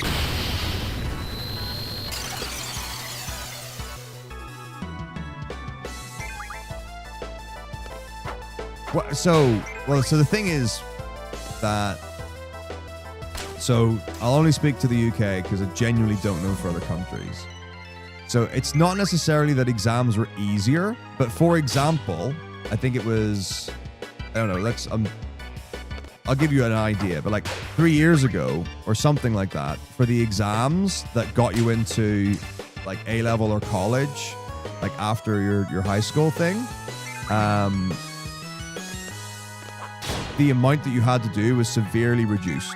So in music, you would have 4 pieces of coursework, or 4. I'm just going to use the word exam just to make it a bit simpler. So in music, you would have 5 exams, right? And during COVID, you had 3. So like there were 2 units that were completely removed. Because of how much reduction there was in teaching time in schools and stuff. Like you wouldn't have been able to do the same amount of work because there was so much time online teaching or learning from home or time out or whatever it was. And then we had lots of things where if a certain amount of students in one year group had positive COVID, that whole year group would be sent home for however many days. So there were times where you would have like 200 kids just off for a week because of COVID cases and stuff. Like, so for sure there was like a massive impact on that kind of thing. And then those like people who were coming from younger school to high school or and stuff, there's like a massive shift in ability. So I'm sure it had like a huge impact on younger children.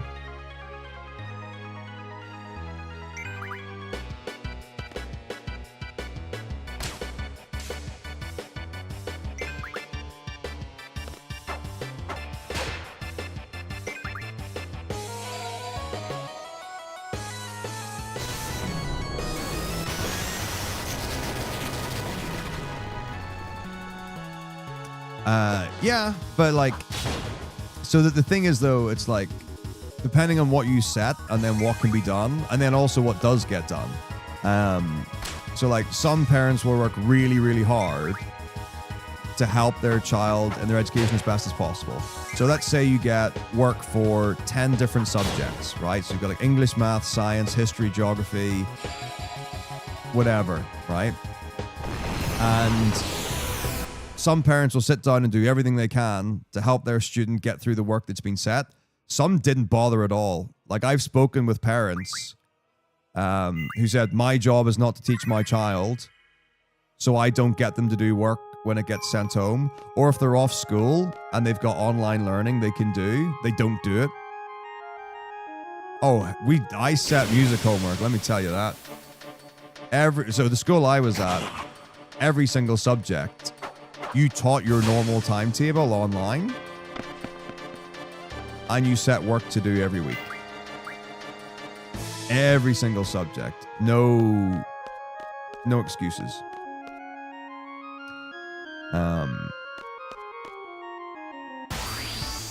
So there can be an amount of that, but also it's like the parents now of kids who are in school, some of their literacy skills are really bad. Like if I've got, if a parent emails me and they use emojis in the email, that to me is like personally, not professionally. So me as the individual person, like that's a bit of a red flag for me. I've had I've had parents who put their name and an X at the end of an email. Like, there are parents that email using abbreviated language, like they're using text speak. And I'm like, that's not typically how we email. You usually always write formally in an email.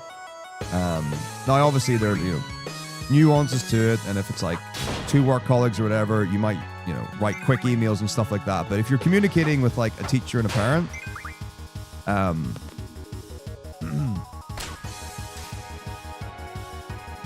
it's usually a formal discussion.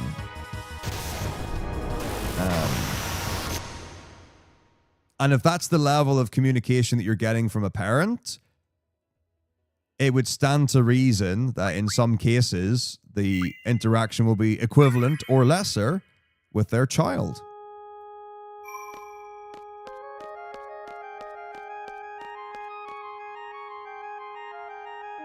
So I think the average literacy skills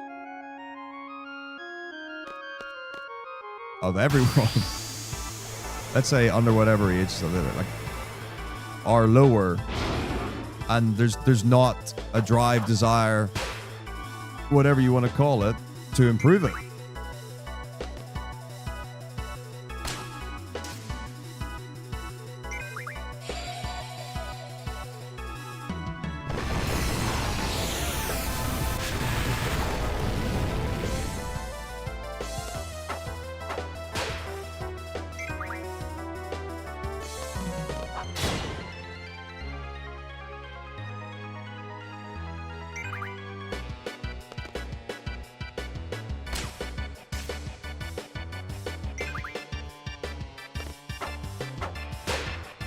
No, I mean, like, absolutely. Like, when I was at school, for example, I never learned phonics in school. I didn't know phonics existed when I was at school. So this is like, phonics is like sounding out parts of words, and then you can, put them together to create compound words and that kind of stuff. So, hello. Rat's bottom. Sorry.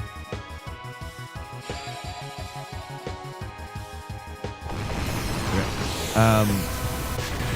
You just learn words.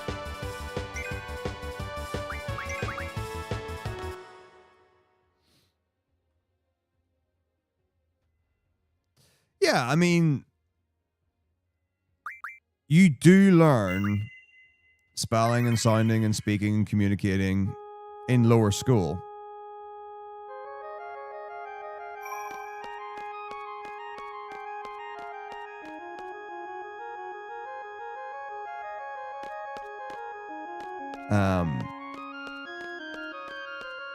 But there's a ton of stuff that can be done by parents to support.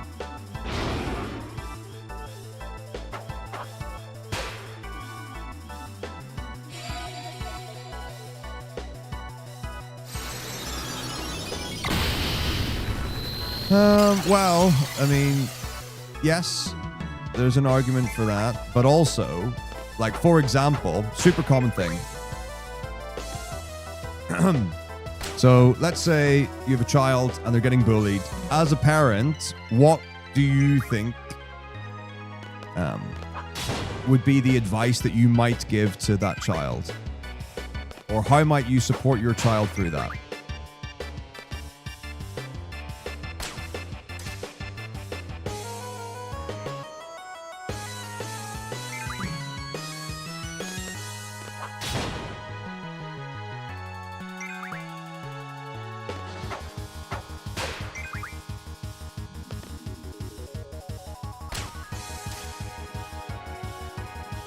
No, yeah, genuinely. Because it's like, I would imagine the vast majority of us know the correct answer, which does not mean that would be the answer you would actually give. 4s and 1s do the horns? No! So it's like, if you're getting bullied in school, what's the correct thing to do? You report it to a teacher or a member of staff that you trust, and you let the school deal with it using the school systems. That's what you're expected to do. I don't know how much percentage it is, but a lot of people will say, if someone hits you, hit them back harder. So, like, it's not a case of do the right thing.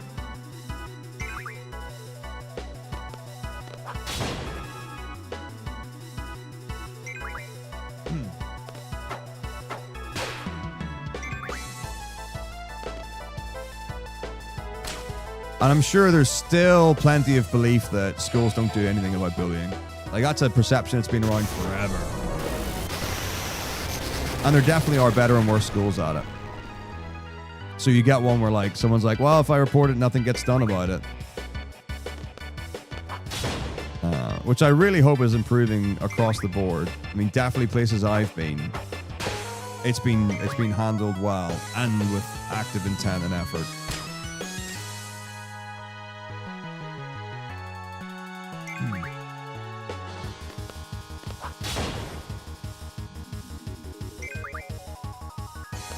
So you do reports, you take the information, you go through the school system, whatever it is. So generally speaking, depending on the severity of what's happened, it would be anywhere from detention, isolation, which would be a day out of lessons in an isolated unit, like working separately from others. You can have a fixed term exclusion, 3 to 5 days, where you're not allowed to come into school and you have to work from home in that time.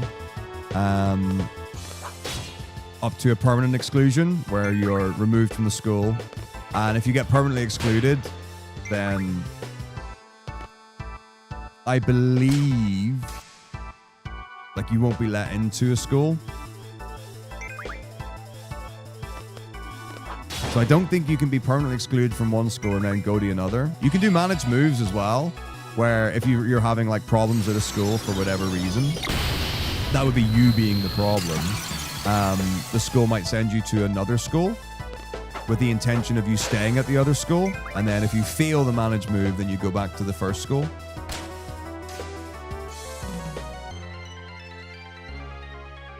There is a lot of blame around. I certainly have had plenty of conversations with parents who blame the school for things going wrong.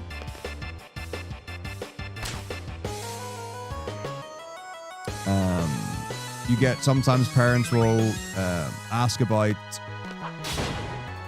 why you've given a consequence or you've handled behavior in a way to their child.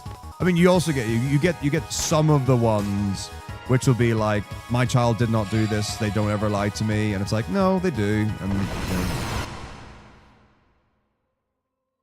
your child is not the way in school, the way they are at home and that stuff. That's not very typical, but like sometimes that does happen as well. Permanent exclude is being expelled, yeah.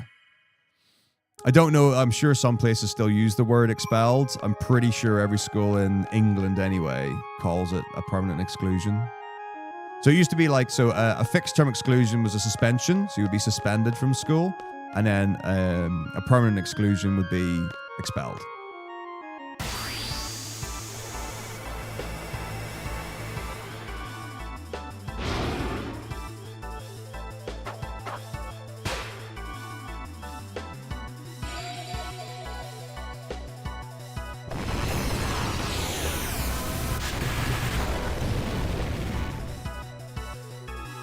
No. It's really important from my perspective that when you're having any sort of discussion as a teacher, you treat every single person the same and you deal with everything the same and you adhere to consistency 100%. If you try to be friendly or add nuance or sarcasm and stuff like that, it can backfire on you pretty badly. So it really is best to just always get it right. Like you'll never regret always doing the right thing. So yes, it might be sometimes less fun, or you might have less social engagement and stuff like that. Long term, I'd stand by it 100%.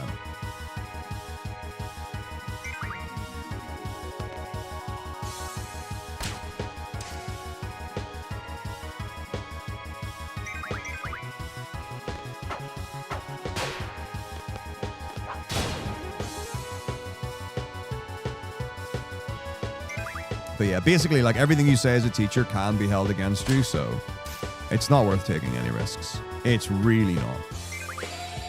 Because, like, at best, like, you get a complaint, or, you know, you have a meeting and it was like, oh, this wasn't the best thing or right thing, to a case of, you said this and I want you gone.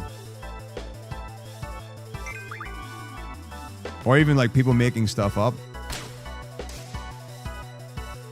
Yeah. Fortunately, I've not been in a situation where it's been like, oh, you learned the thing, you did one test on it, therefore you've now learned it, and you don't get tested on it again.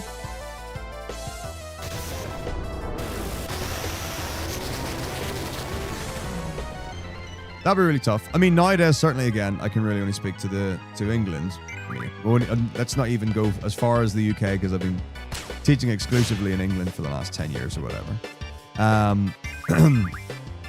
But there's been so much stuff on high quality evidence-based teaching and learning. We actively use things about learning curves where you reteach and revisit things at a certain interval to prevent the drop-off.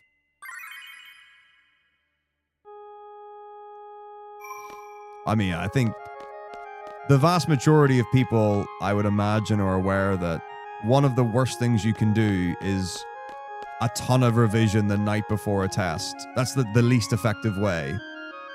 Little and often is the most effective way of doing anything. Okay, not anything, but like skills-based stuff and knowledge-based stuff. If you, like, 15 minutes every single day is better than an hour once a week, for example.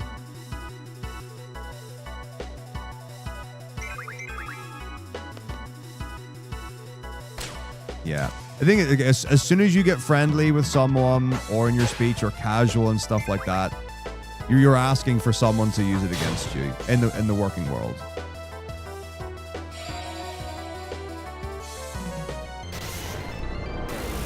But yeah, we've got all these different things: direct instruction, circulate, check, react. There's like the 80% rule, where if less than 80% of the class cannot correctly identify the thing that you want them to, or if, you know, they don't know the thing, then that's your cue to reteach that.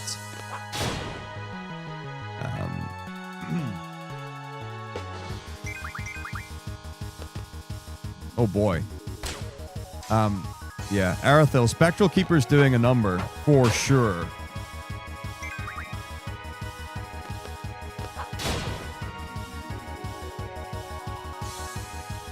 Even with the double J. Ooh, it might not even be a win. It might.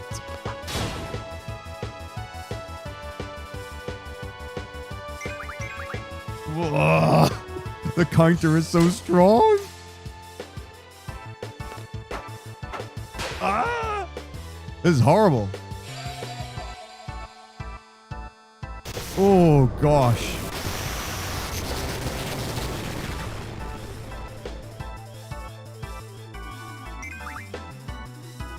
One, two, three, 4, 5, 6, 7 of 11 dead. It's a win, but 7 died. Oh, that was rough. Oh, that was rough to watch.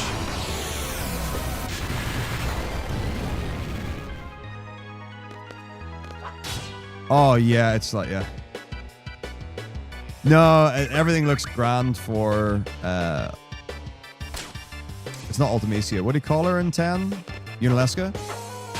Unalesca looks like it's going grand. But the next Sanctuary Keeper, it like the counter's like one-shotting.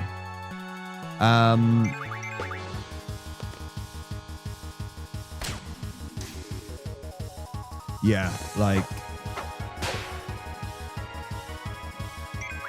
I've had ones before. So when I was ahead of year, I would like help students with certain things. I'm not great at maths by any means, but there was one like literally where we were like going through fractions, and the idea that you don't always do the same thing. So like when you're adding fractions or multiplying fractions or dividing fractions, it's not always the same process.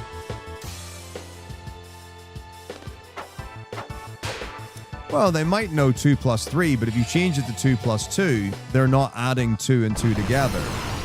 They're waiting for, I memorized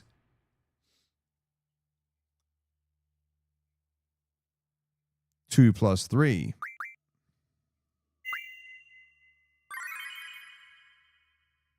I love zeros in maths. Zeros and exclamation points. That's where it's at.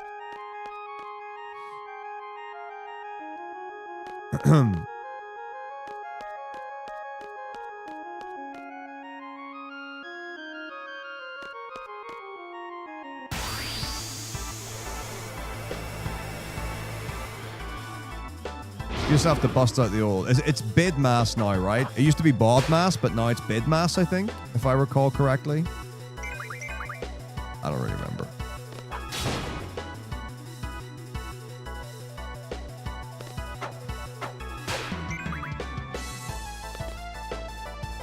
Or like, what's it? There's like simplification and there's factorization.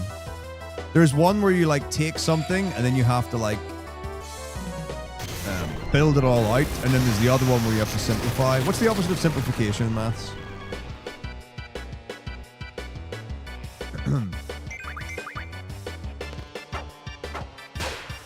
Or it might not be the opposite thing, but there's a thing where you do not like the other way, but it like, to me, that's how I would describe it.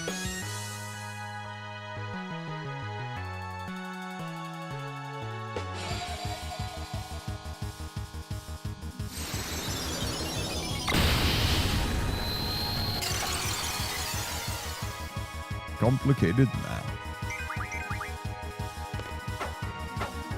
So like if you've got something with brackets,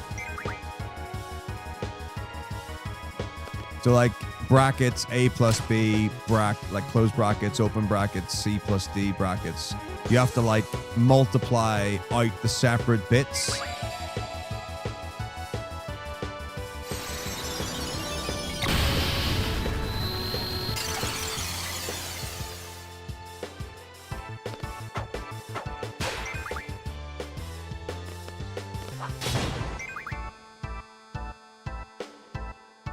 Anyway.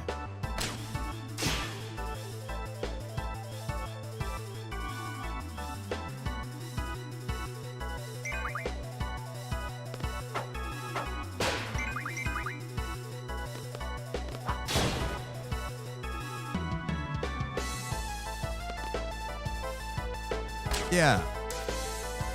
Maybe it's just to do with brackets exclusively, what I'm talking about.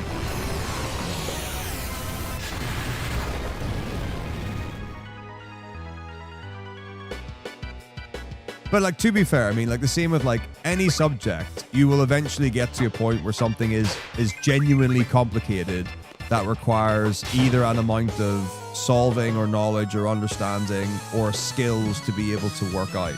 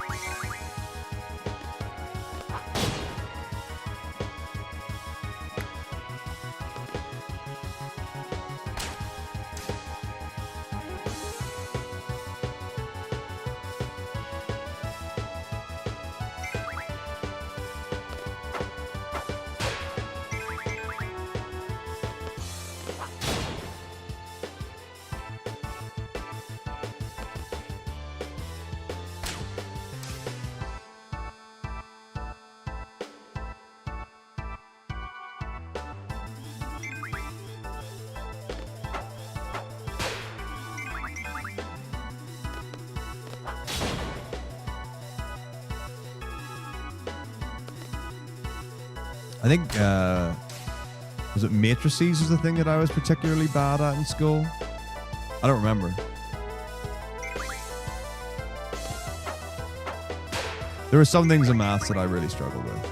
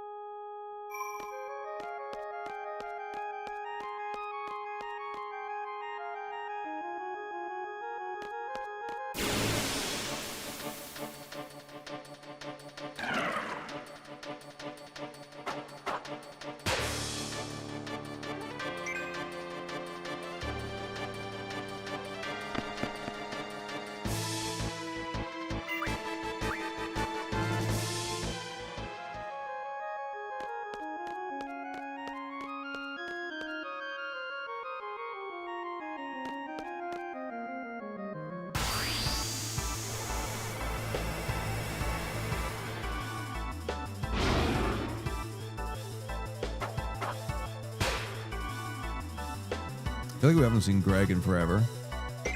I do wonder, like, maybe if, like, hard resetting impacts things. Like, it shouldn't, because it's all consistent rolls and whatever.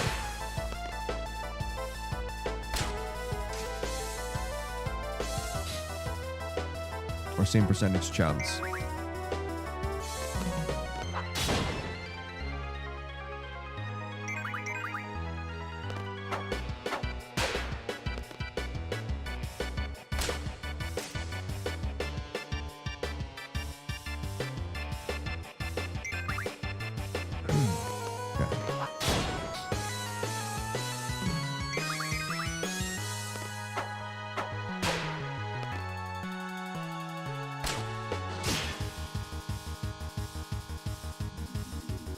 Oh, ours is all depending on what year and various bits and pieces.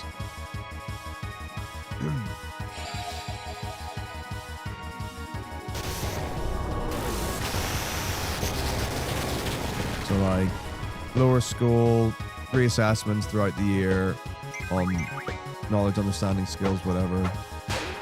Higher years, depending on the subject, you might have exams that are due in the middle of the year that go towards the course.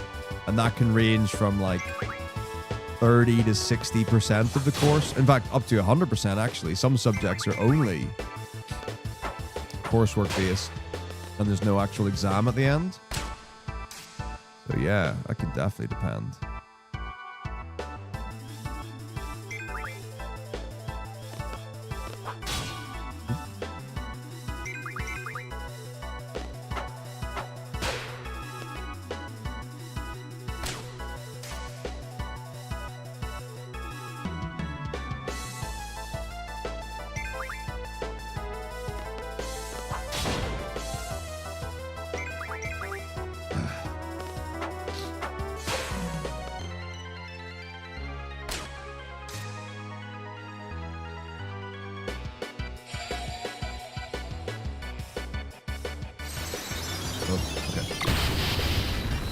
Cool.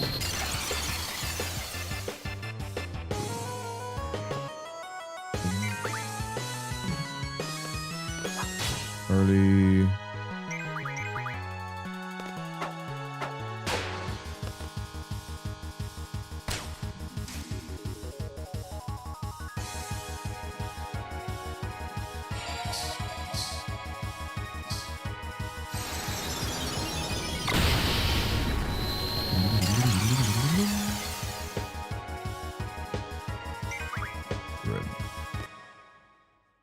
I'm going to do a hard reset this time.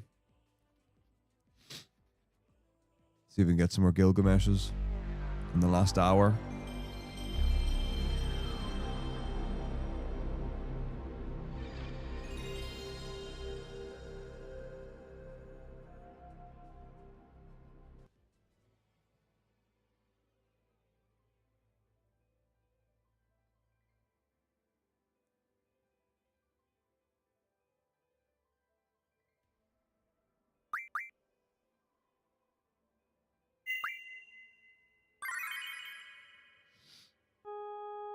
Okay.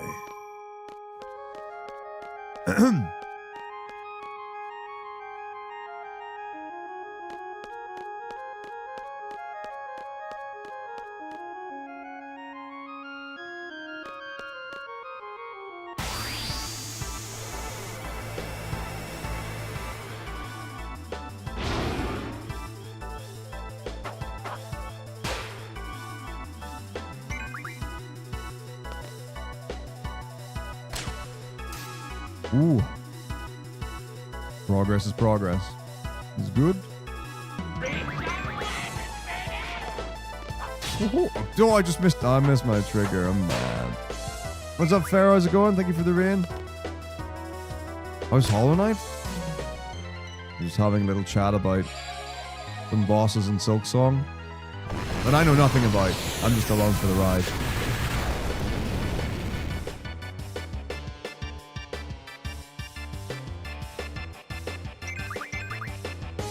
Very cool.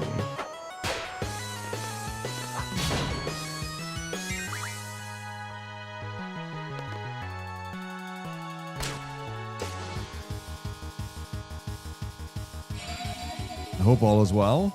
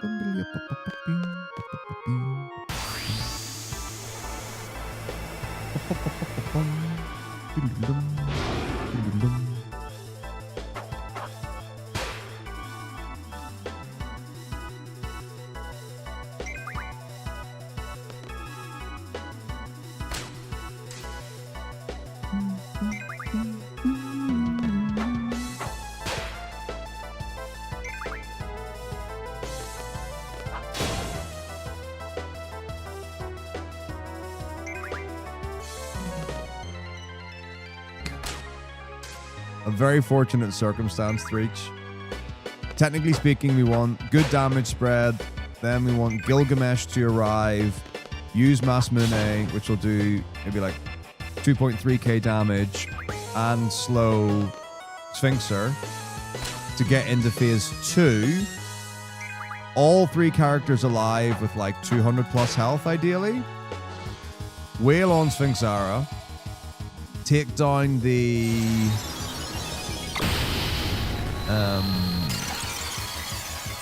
Jelly, leave Forbidden alive, defeat Sphinxara, win the fight, and then steamroll the end of the game. The chances of this happening are incredibly low. The reason why we're hoping for that to happen is that I skipped by the bit where you would normally level Selfie and Quizzus to 100 and then farm components for Zell, Selfie, and Quizzes' ultimate weapons, which would make this fight trivial. So Sphinxer's got 2 phases. No matter what level Sphinxer's at, it has 10,000 health for each phase. So I'm doing much less damage than what I should be. But one time we had a fight where we got to phase 2. Sphinxer was slowed. we had Masmune from Gilgamesh, and the fight looked pretty good. And I thought to myself, this fight's winnable under the circumstances that we're in. And at that moment, I thought, I'm going to commit to winning the fight using these parameters.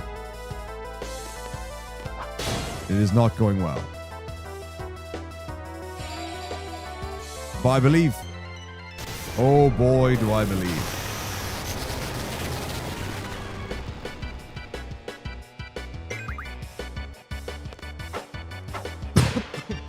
Oh my goodness.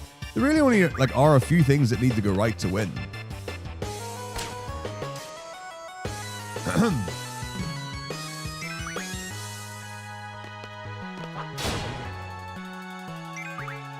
The percentage chance of them going right is like 1 to 2%. But that's plenty, really. That's more than enough.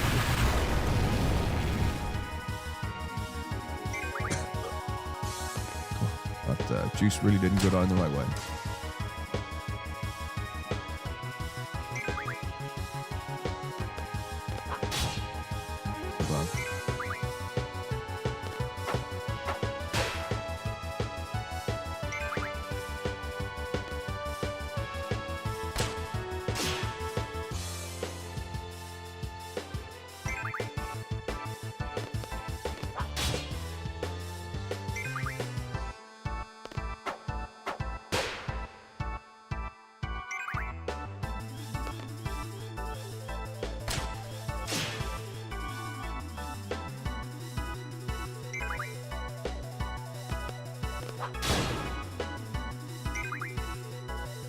So yeah, we've basically got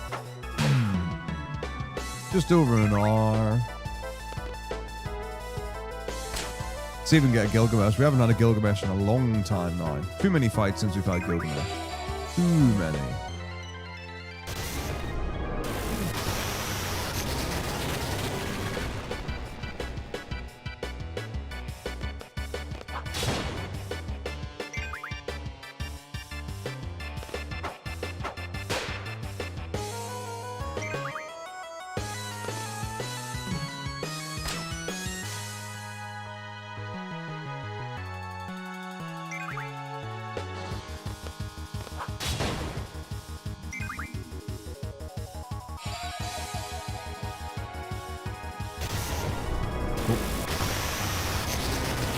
So one more hit in Renoa is okay. Ideally, we really would like Gilgamesh to show before the next attack. Maybe after, like, if the next attack's Renoa, that's fine. It could also be Quizdis, and that would be okay. But like really maximum one more for from Sphinxer before Masmune.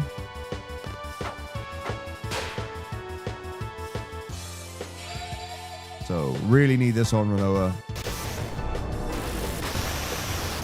Alright. now we need Gilgamesh before the next one, for sure. So Gilgamesh, Masmune, slow, should get into phase 2.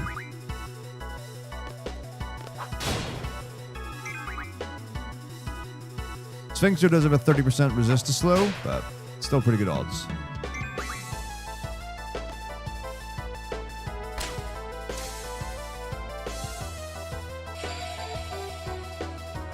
Quizdis really. Yeah, that's bad. That's bad. Quizdis is really the only one this would have been okay on. I say okay. Like, serviceable? One more attack and it's, yeah, over.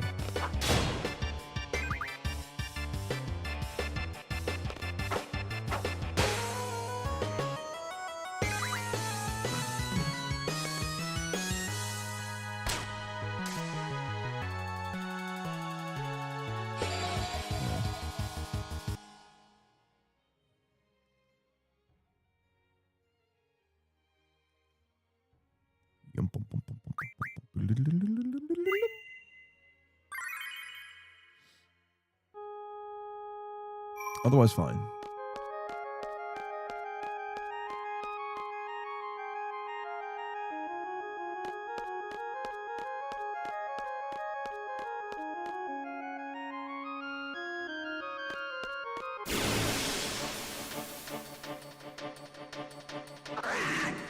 Whoa. Cockatoo. Oh.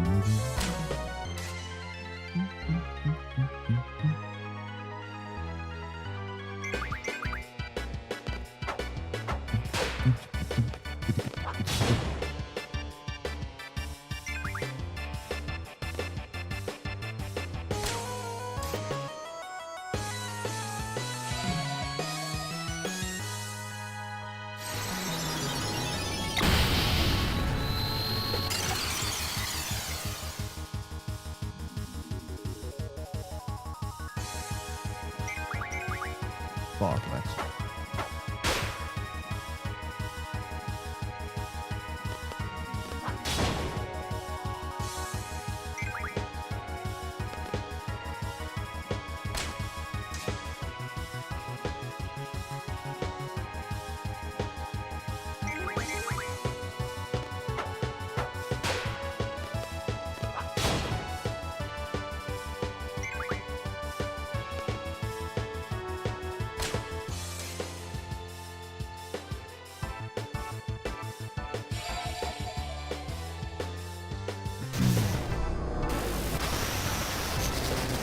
Good. One on quizzes, two on Manoa. Maybe one each, really. Be fine.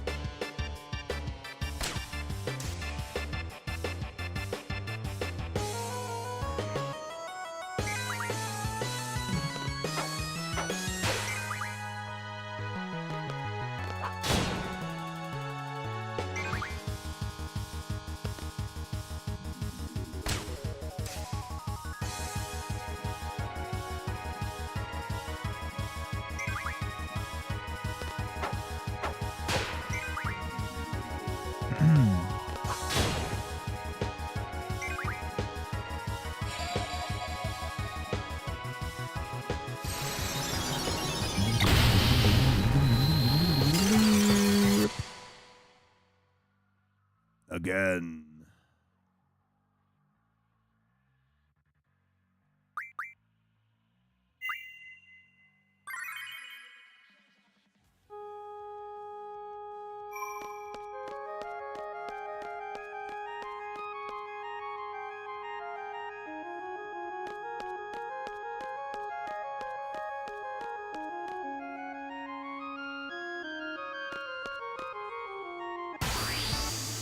This will be good. Can't wait.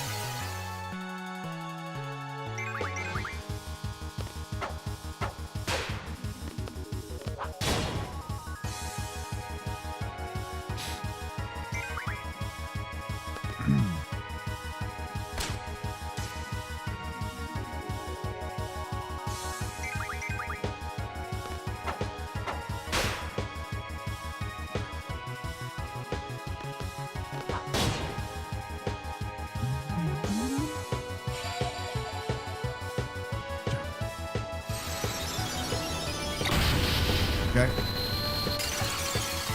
Renault Gilgamesh win.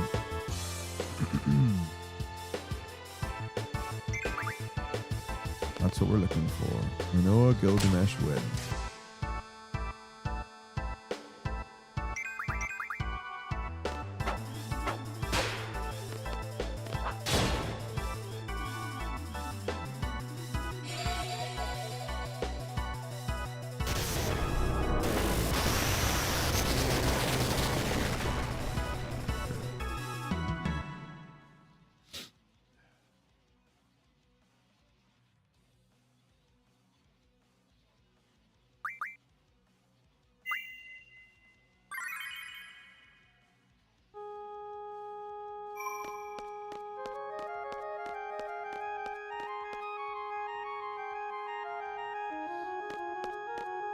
Two's not bad. I made 2 errors.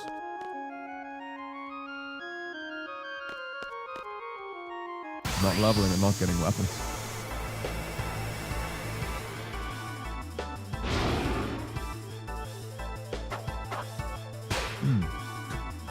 Minus 10 plus 170. Good.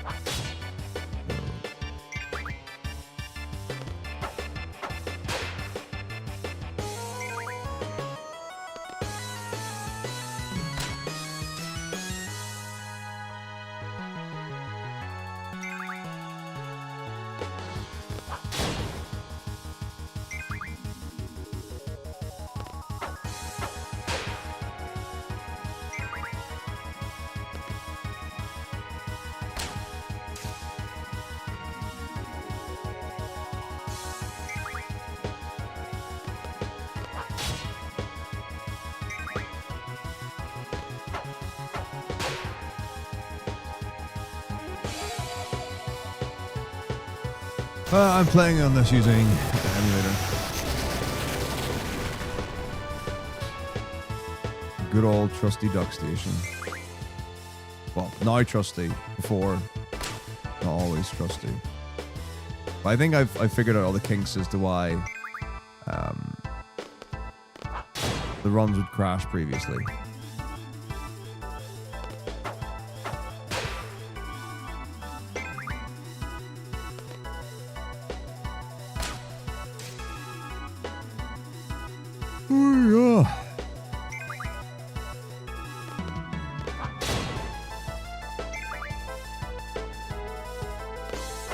That's very cool, Nash. So I have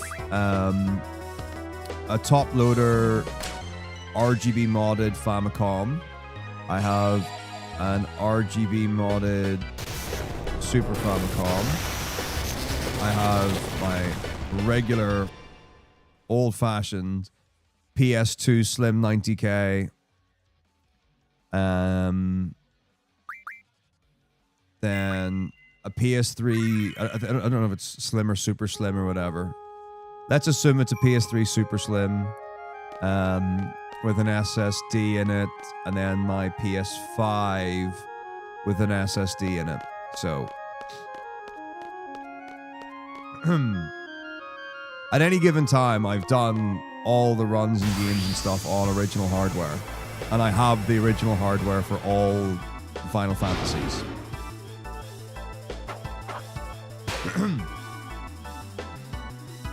So for practice, obviously, for practice I use emulator, much easier, much more convenient.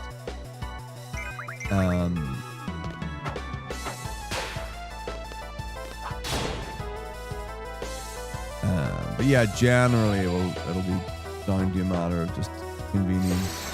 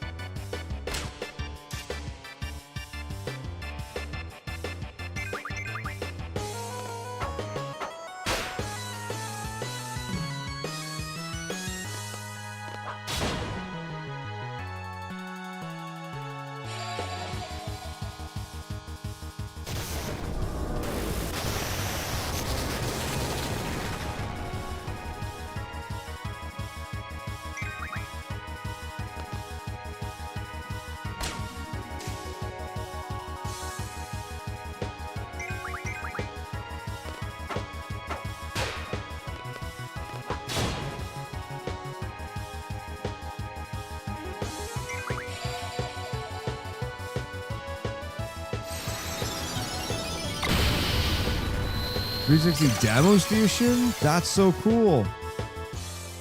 I love my 360.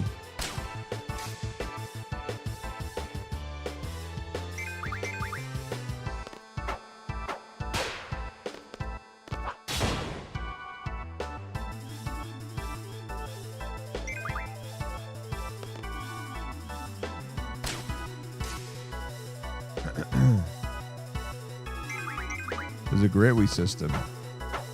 Like, there was like a genuine, I feel, contest between whether to get a PlayStation 3 and an Xbox 360.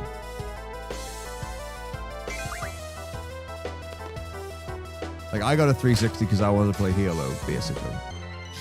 So, like, I could play Halo 1, Halo 2, 3, ODST, Reach, Halo Wars. Like, at university, I was big on Halo.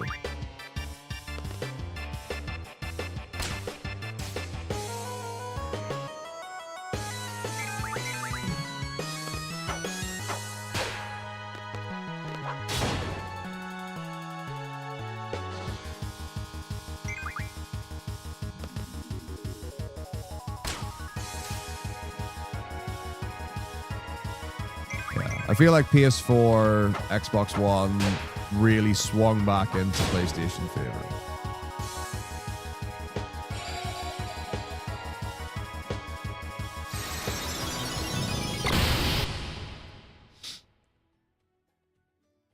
Well, actually, like, I specifically got my PS3 for running Final Fantasy XIII.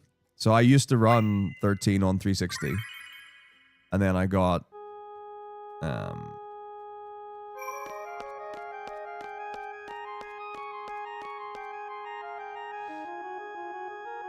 finally, however many years ago, the PS3.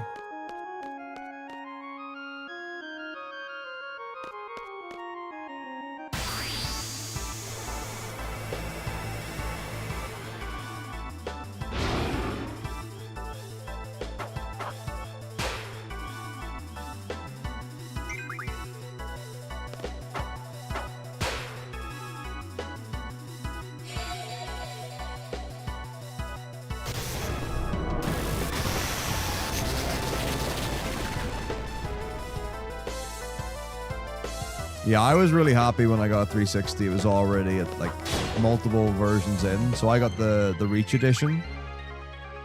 To no surprise. Never read Ring of Death. All went well.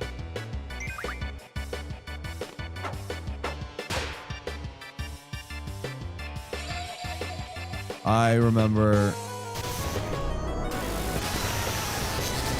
back in the day.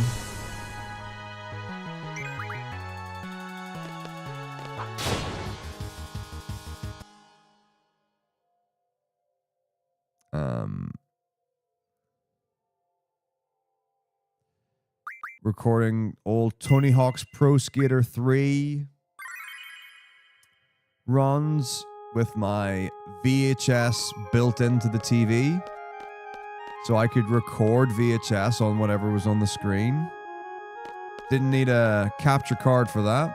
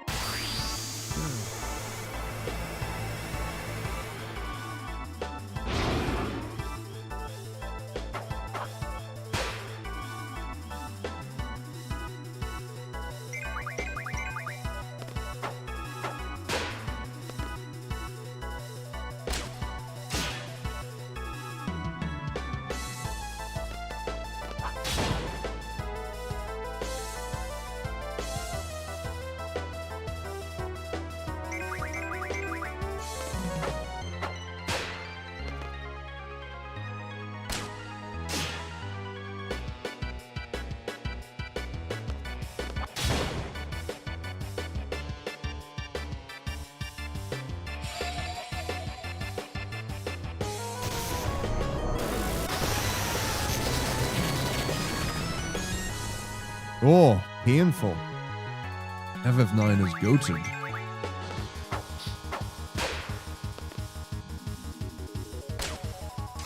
Yeah, as soon as I played FF7 for the first time, I was like, oh, I love this now.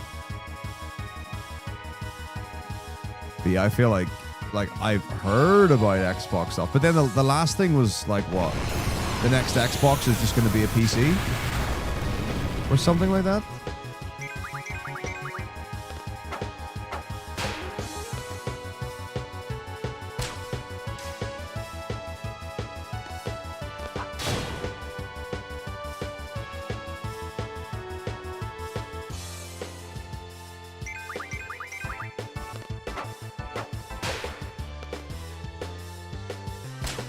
It's just like, oh, okay. Well, yeah, you do you.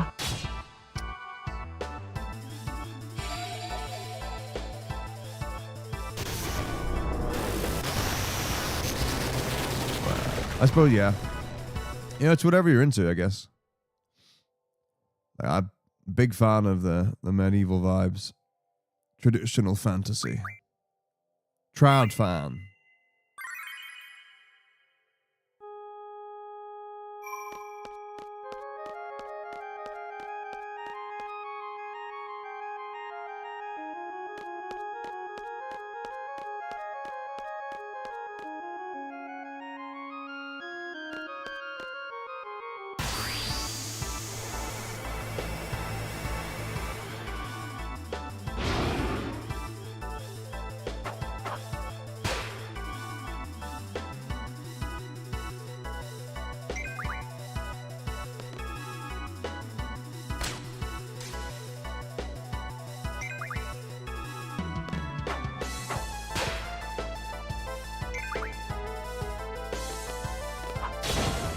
I've gone through many copies of PlayStation Final Fantasy disc.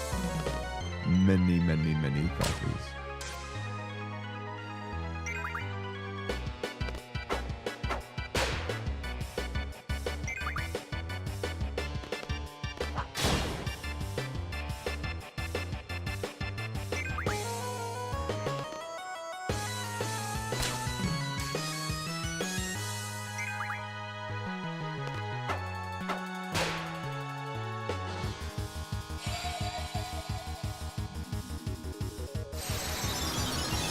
Probably, yeah. I mean, it was super common. Super common.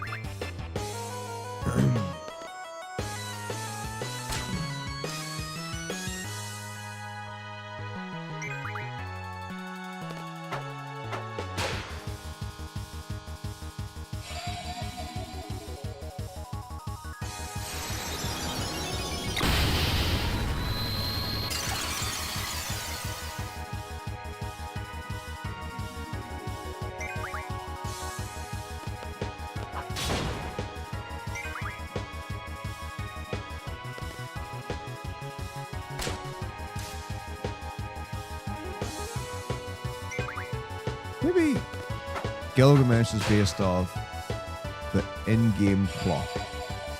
And once you get to a certain time at night, Gilgamesh doesn't show up anymore. Have we ever considered that as an option?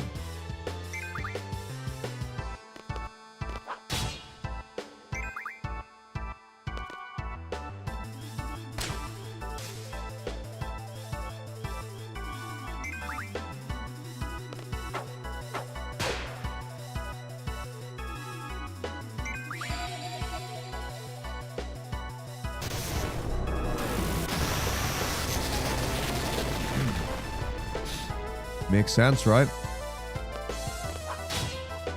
Gilga hungry.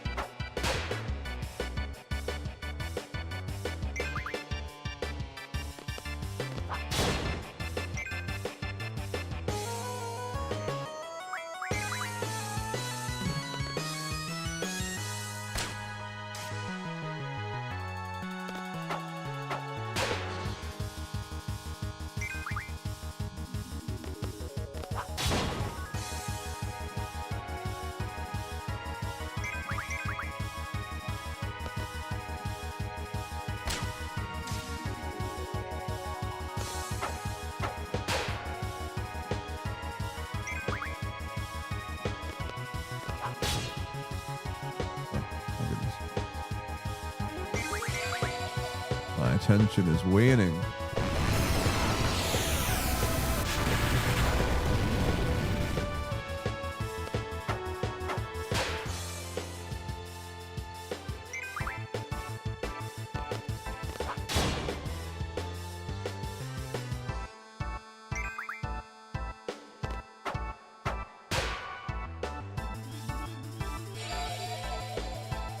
The blood of my enemies. Diluted, of course.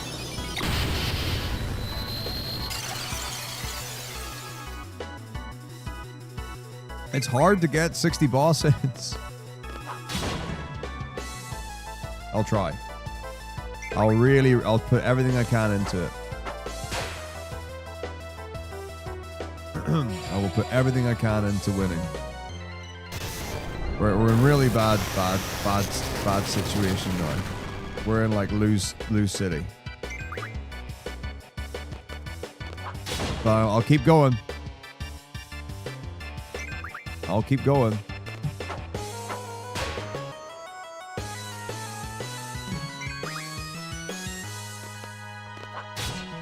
Oops.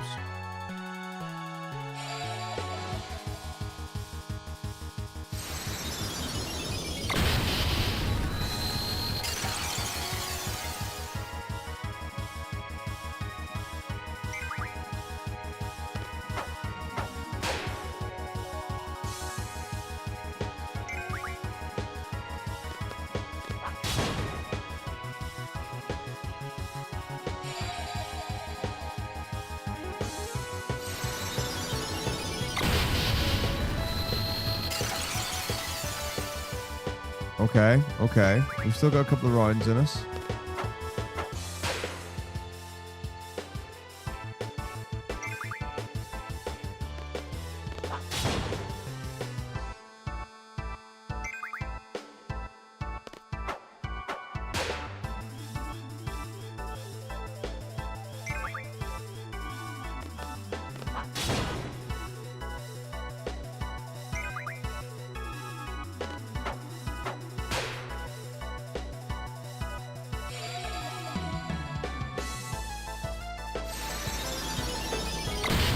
Okay, well now we're pretty much out of action.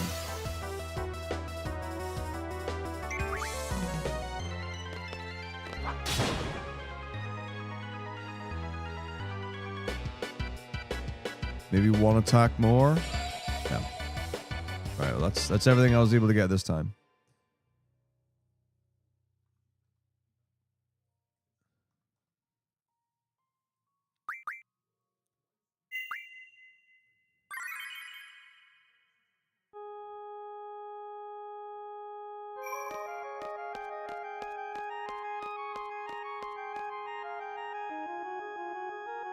This time we'll get all the hits. 100 hit fight, 100 attacks. In a row.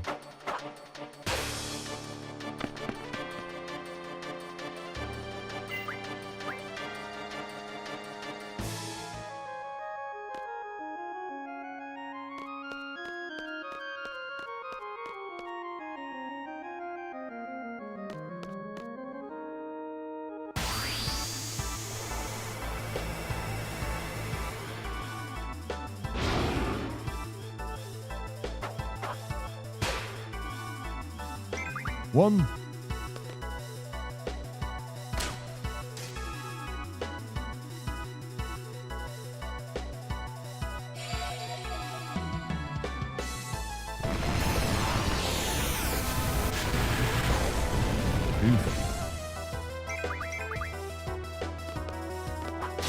Two.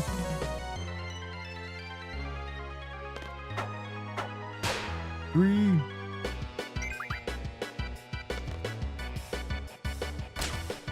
4.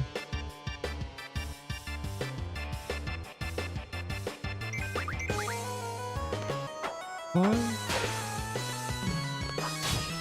6.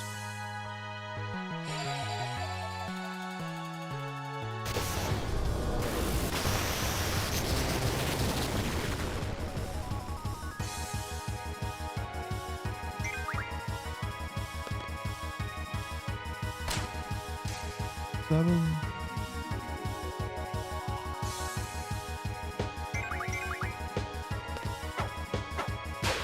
12.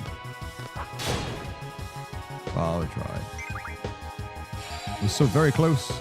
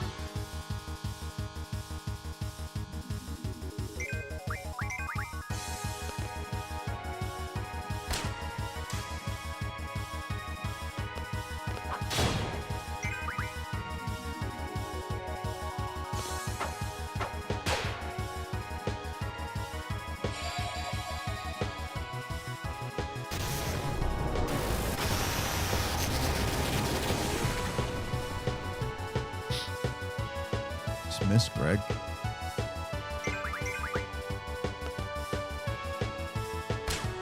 Like, where is he hiding out, you know? What's he up to right now? Where's he flying around in this big old world?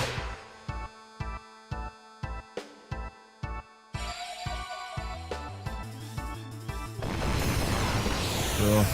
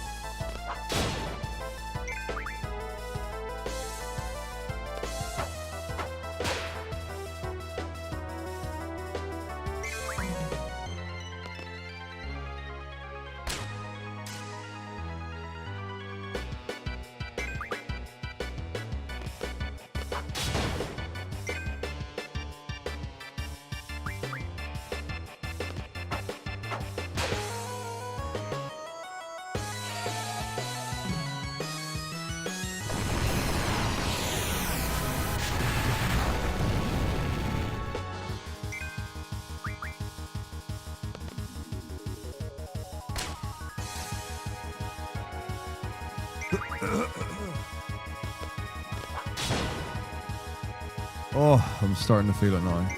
I'm in like, whoa, sleepy territory.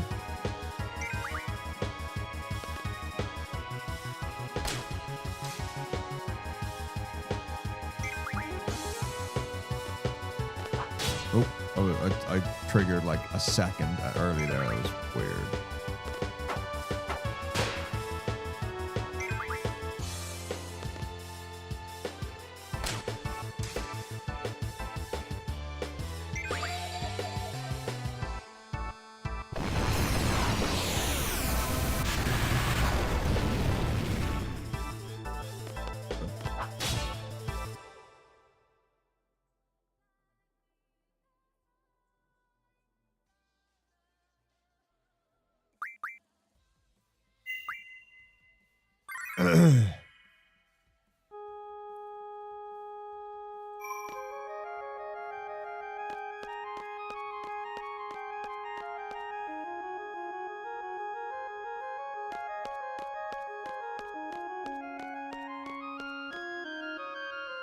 Ooh!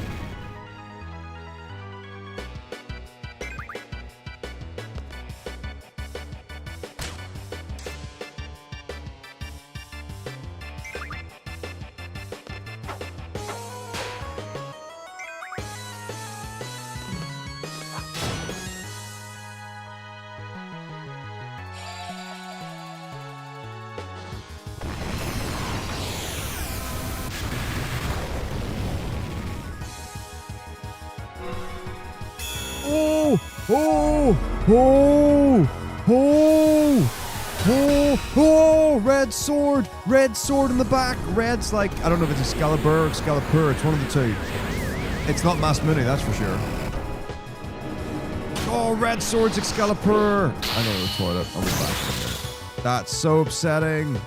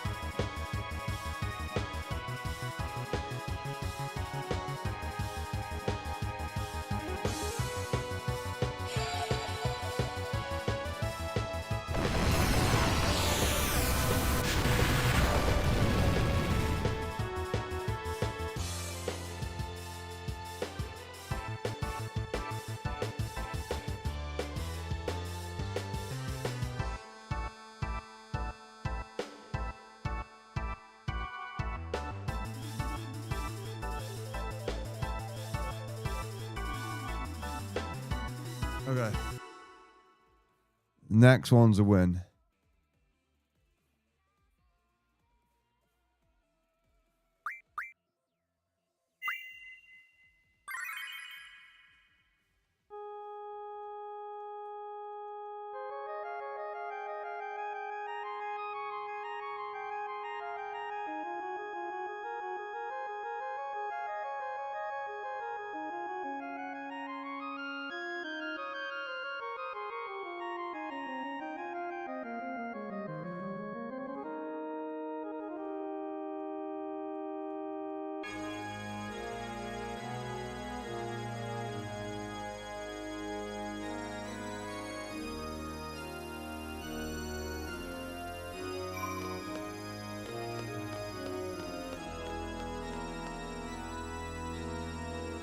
Okay. Okay.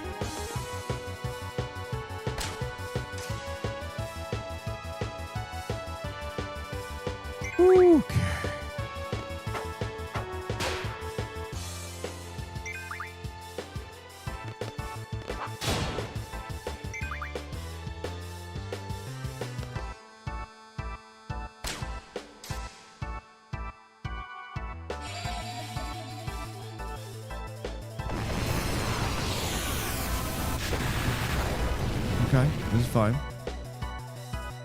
Gilgamesh. Gilgamesh. Gilgamesh.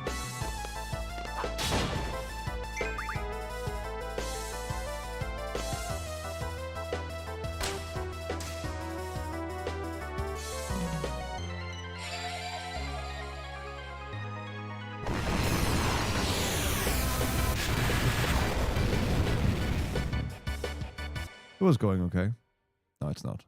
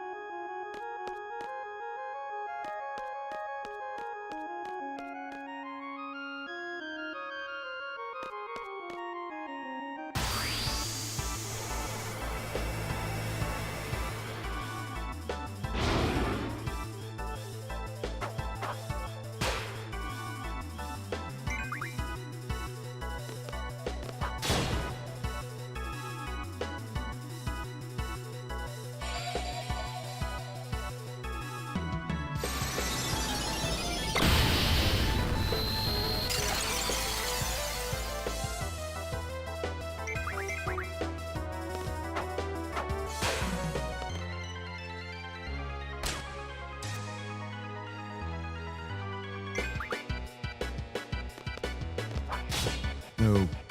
Wrong.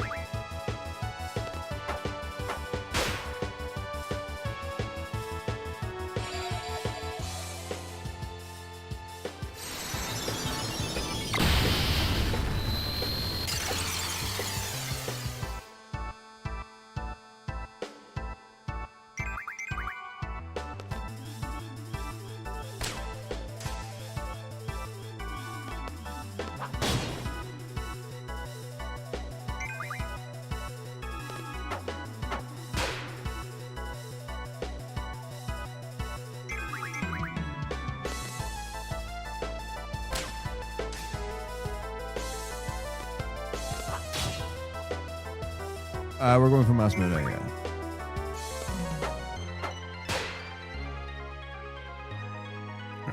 If we got like insanely lucky, Excalibur might be okay, but like Masmune is really what we need.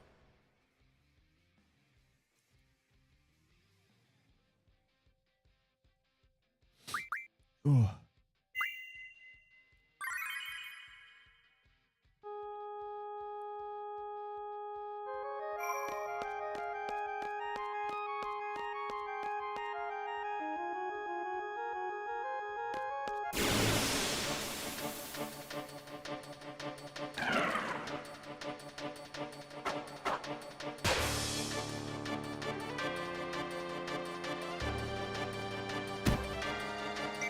Head. Boop.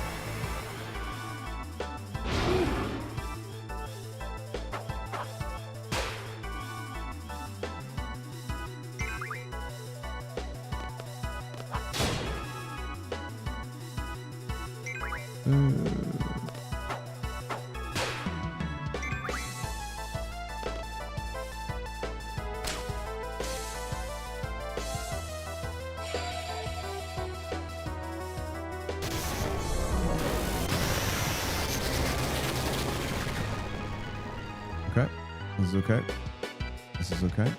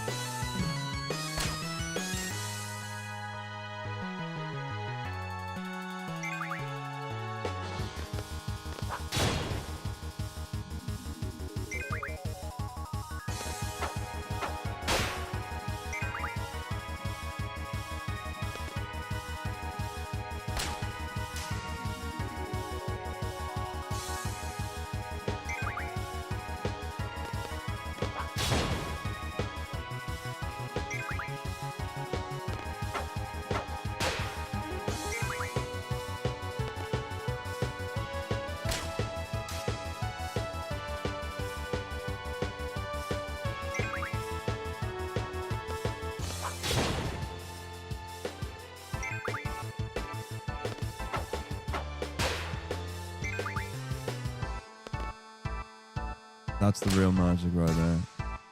Can't wait to find out how close we are and not actually winning. We'll really like feed the fuel. It will be the fuel. It will fuel the fire. Yes.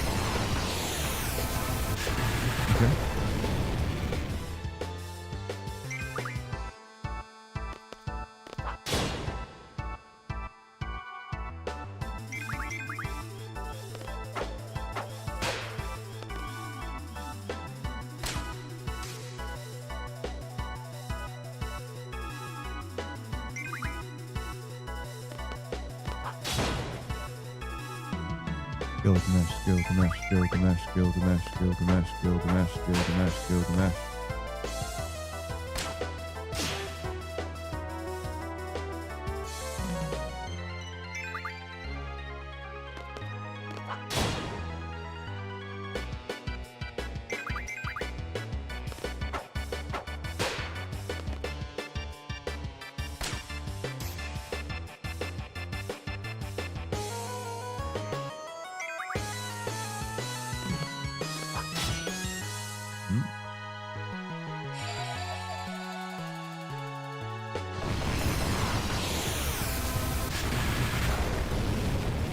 No. No.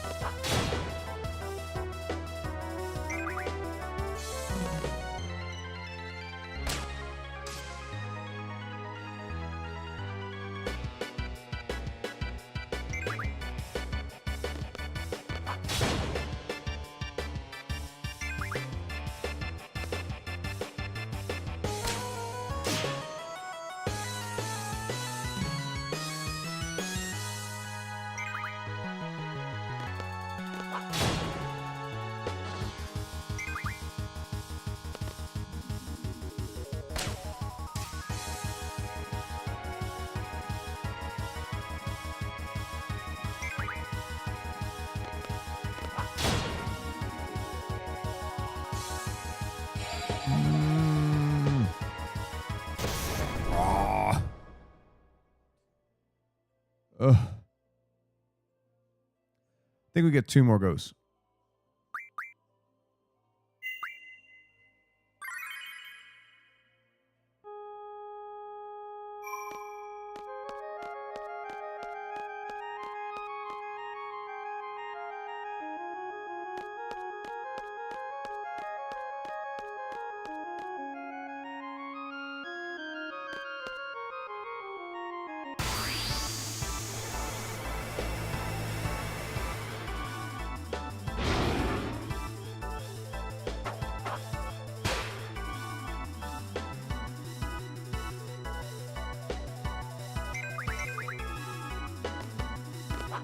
Out of our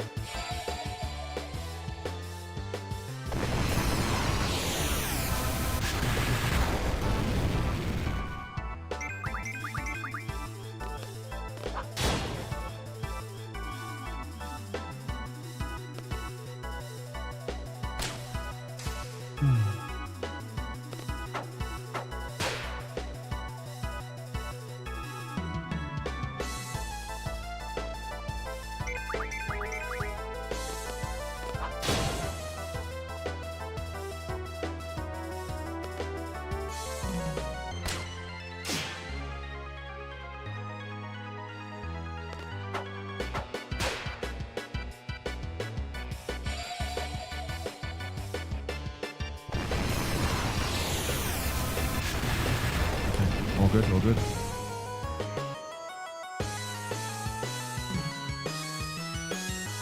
Rin can get hit once. We need Gilgamesh.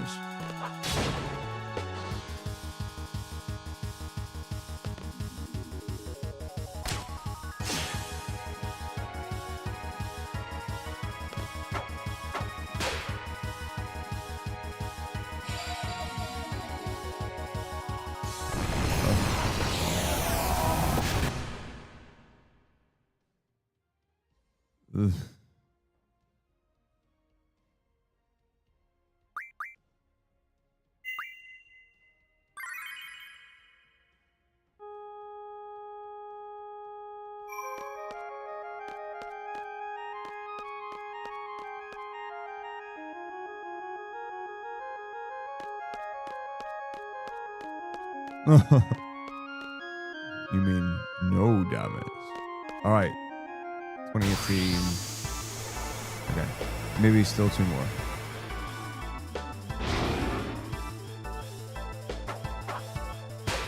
Opening Gilgamesh Masterman. Okay. Man can dream. Man can dream.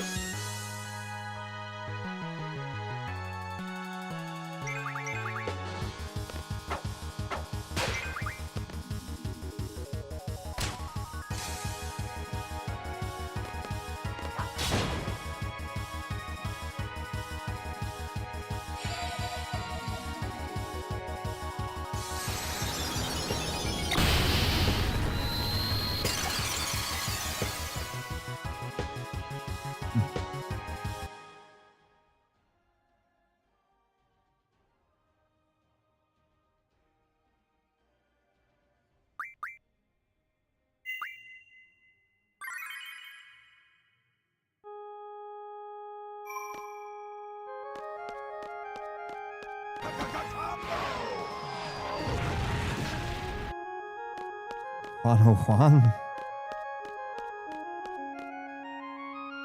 What's up, Jaco? Thank you so much indeed. 101 months? That's many, many months. That's wild. It's a good number as well. I like 101. It's nice. Palindromic. Maybe we'll bring all the luck we need to beat Sphinxer right now. That would be nice. I think that's possible.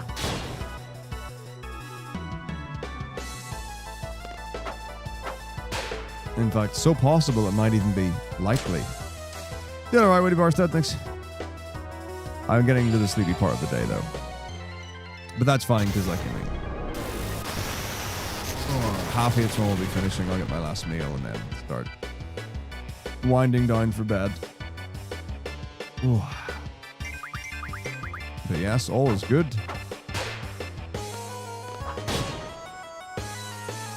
Whew.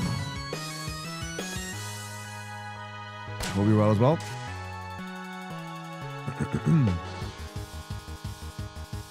Oh boy, oh boy.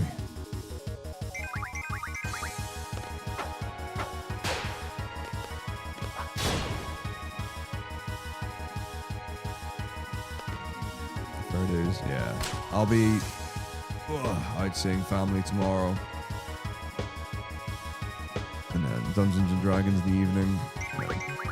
Back to work again.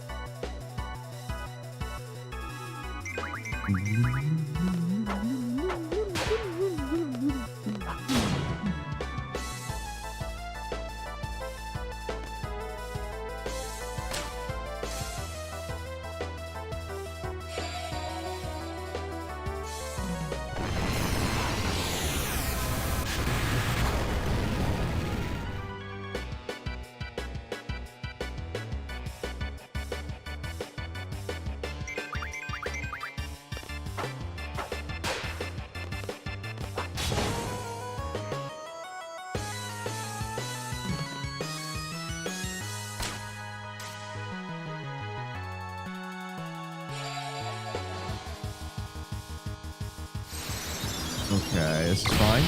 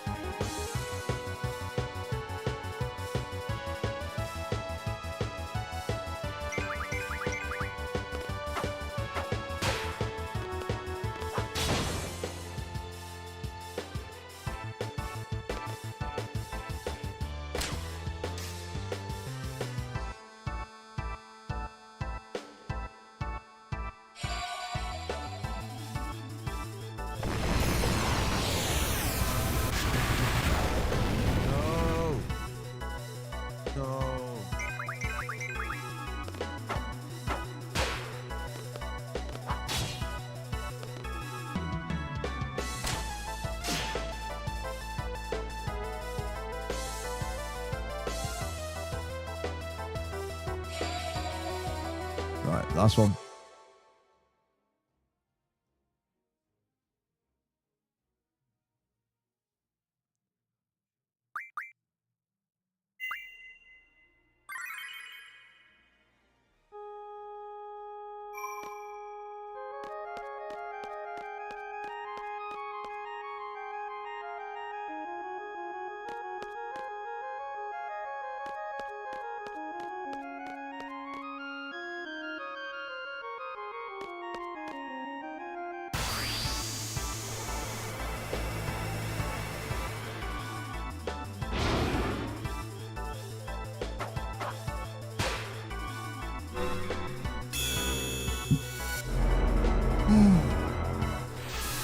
Oh no! It's Santetsuken! No! No! No!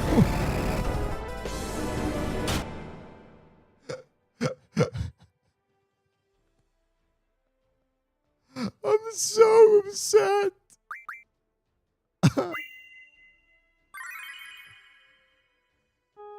Oh. Oh, that's like that's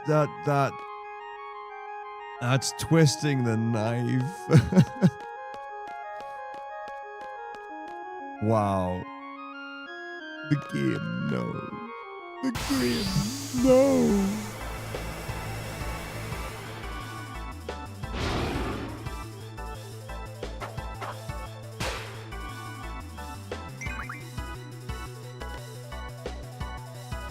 .5% chance for him to open the fight. And that's what he does to me.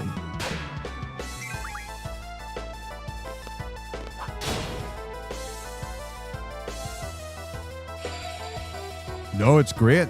We want Gilgamesh, but Gilgamesh can do 4 things. Santetsuken misses. Excalibur does 1 damage. Excalibur does like 820 damage. Masmune does like 2,300 damage.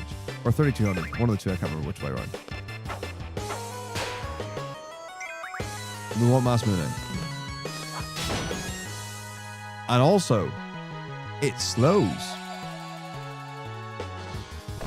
Things have got 30% slow resist, but likely to work. So we actually really do want Gilgamesh. Please. Oh, it's such a fast Gilgamesh. Come on.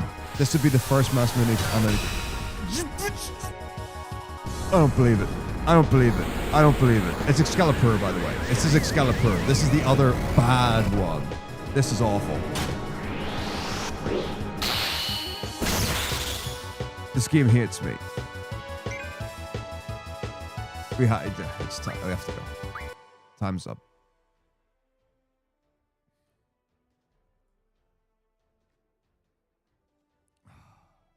That's sad.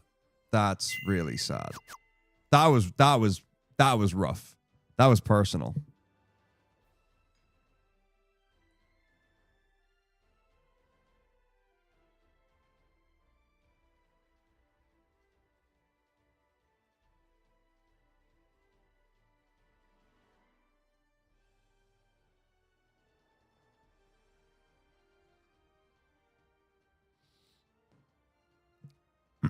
Well, here it is. 3649.54. 3649.54. 3649.54. 3649.54. 3649.54. 3649.54.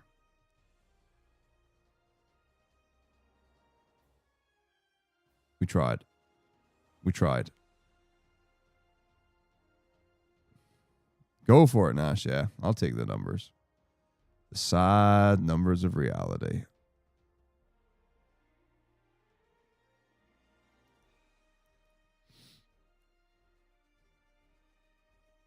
Not really close tonight. We've gotten much closer before, but that's okay.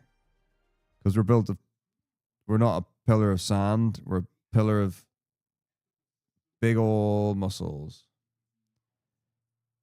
Muscles are built to win fights. Yep. That's the moral of the story. I'm glad we now know. So there it is. Well, that's going to do it for me for tonight. Sadly, won't be able to stream tomorrow because I'm out with family.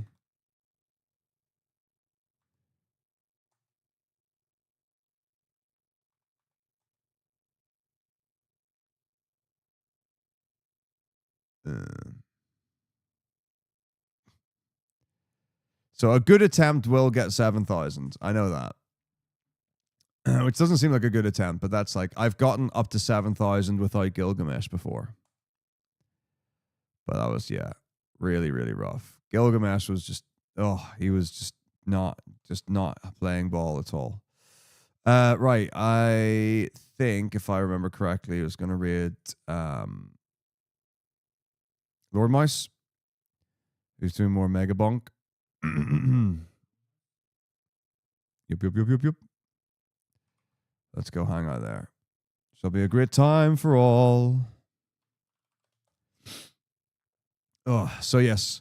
Next week, back to normal. So Tuesday, Wednesday, Thursday, Final Fantasy VII, and hopefully we'll get through Ocean Fly and actually get onto the run and into stuff like that there. And then Saturday, Sunday, onto 11 again. So yeah, bit of a lighter week this week because Thursday we had open evening at school, tomorrow with family. So back to 5 days next week. Schedule's always out on a Monday on all socials. You can find me in the place doing the things with the stuff. Not down, not out. Back for more in the now future. So yeah, I'll see you all on Tuesday. Have an amazing rest of your weekend. Enjoy. Okay, I should take it easy. Have a good day. See you later. Bye-bye.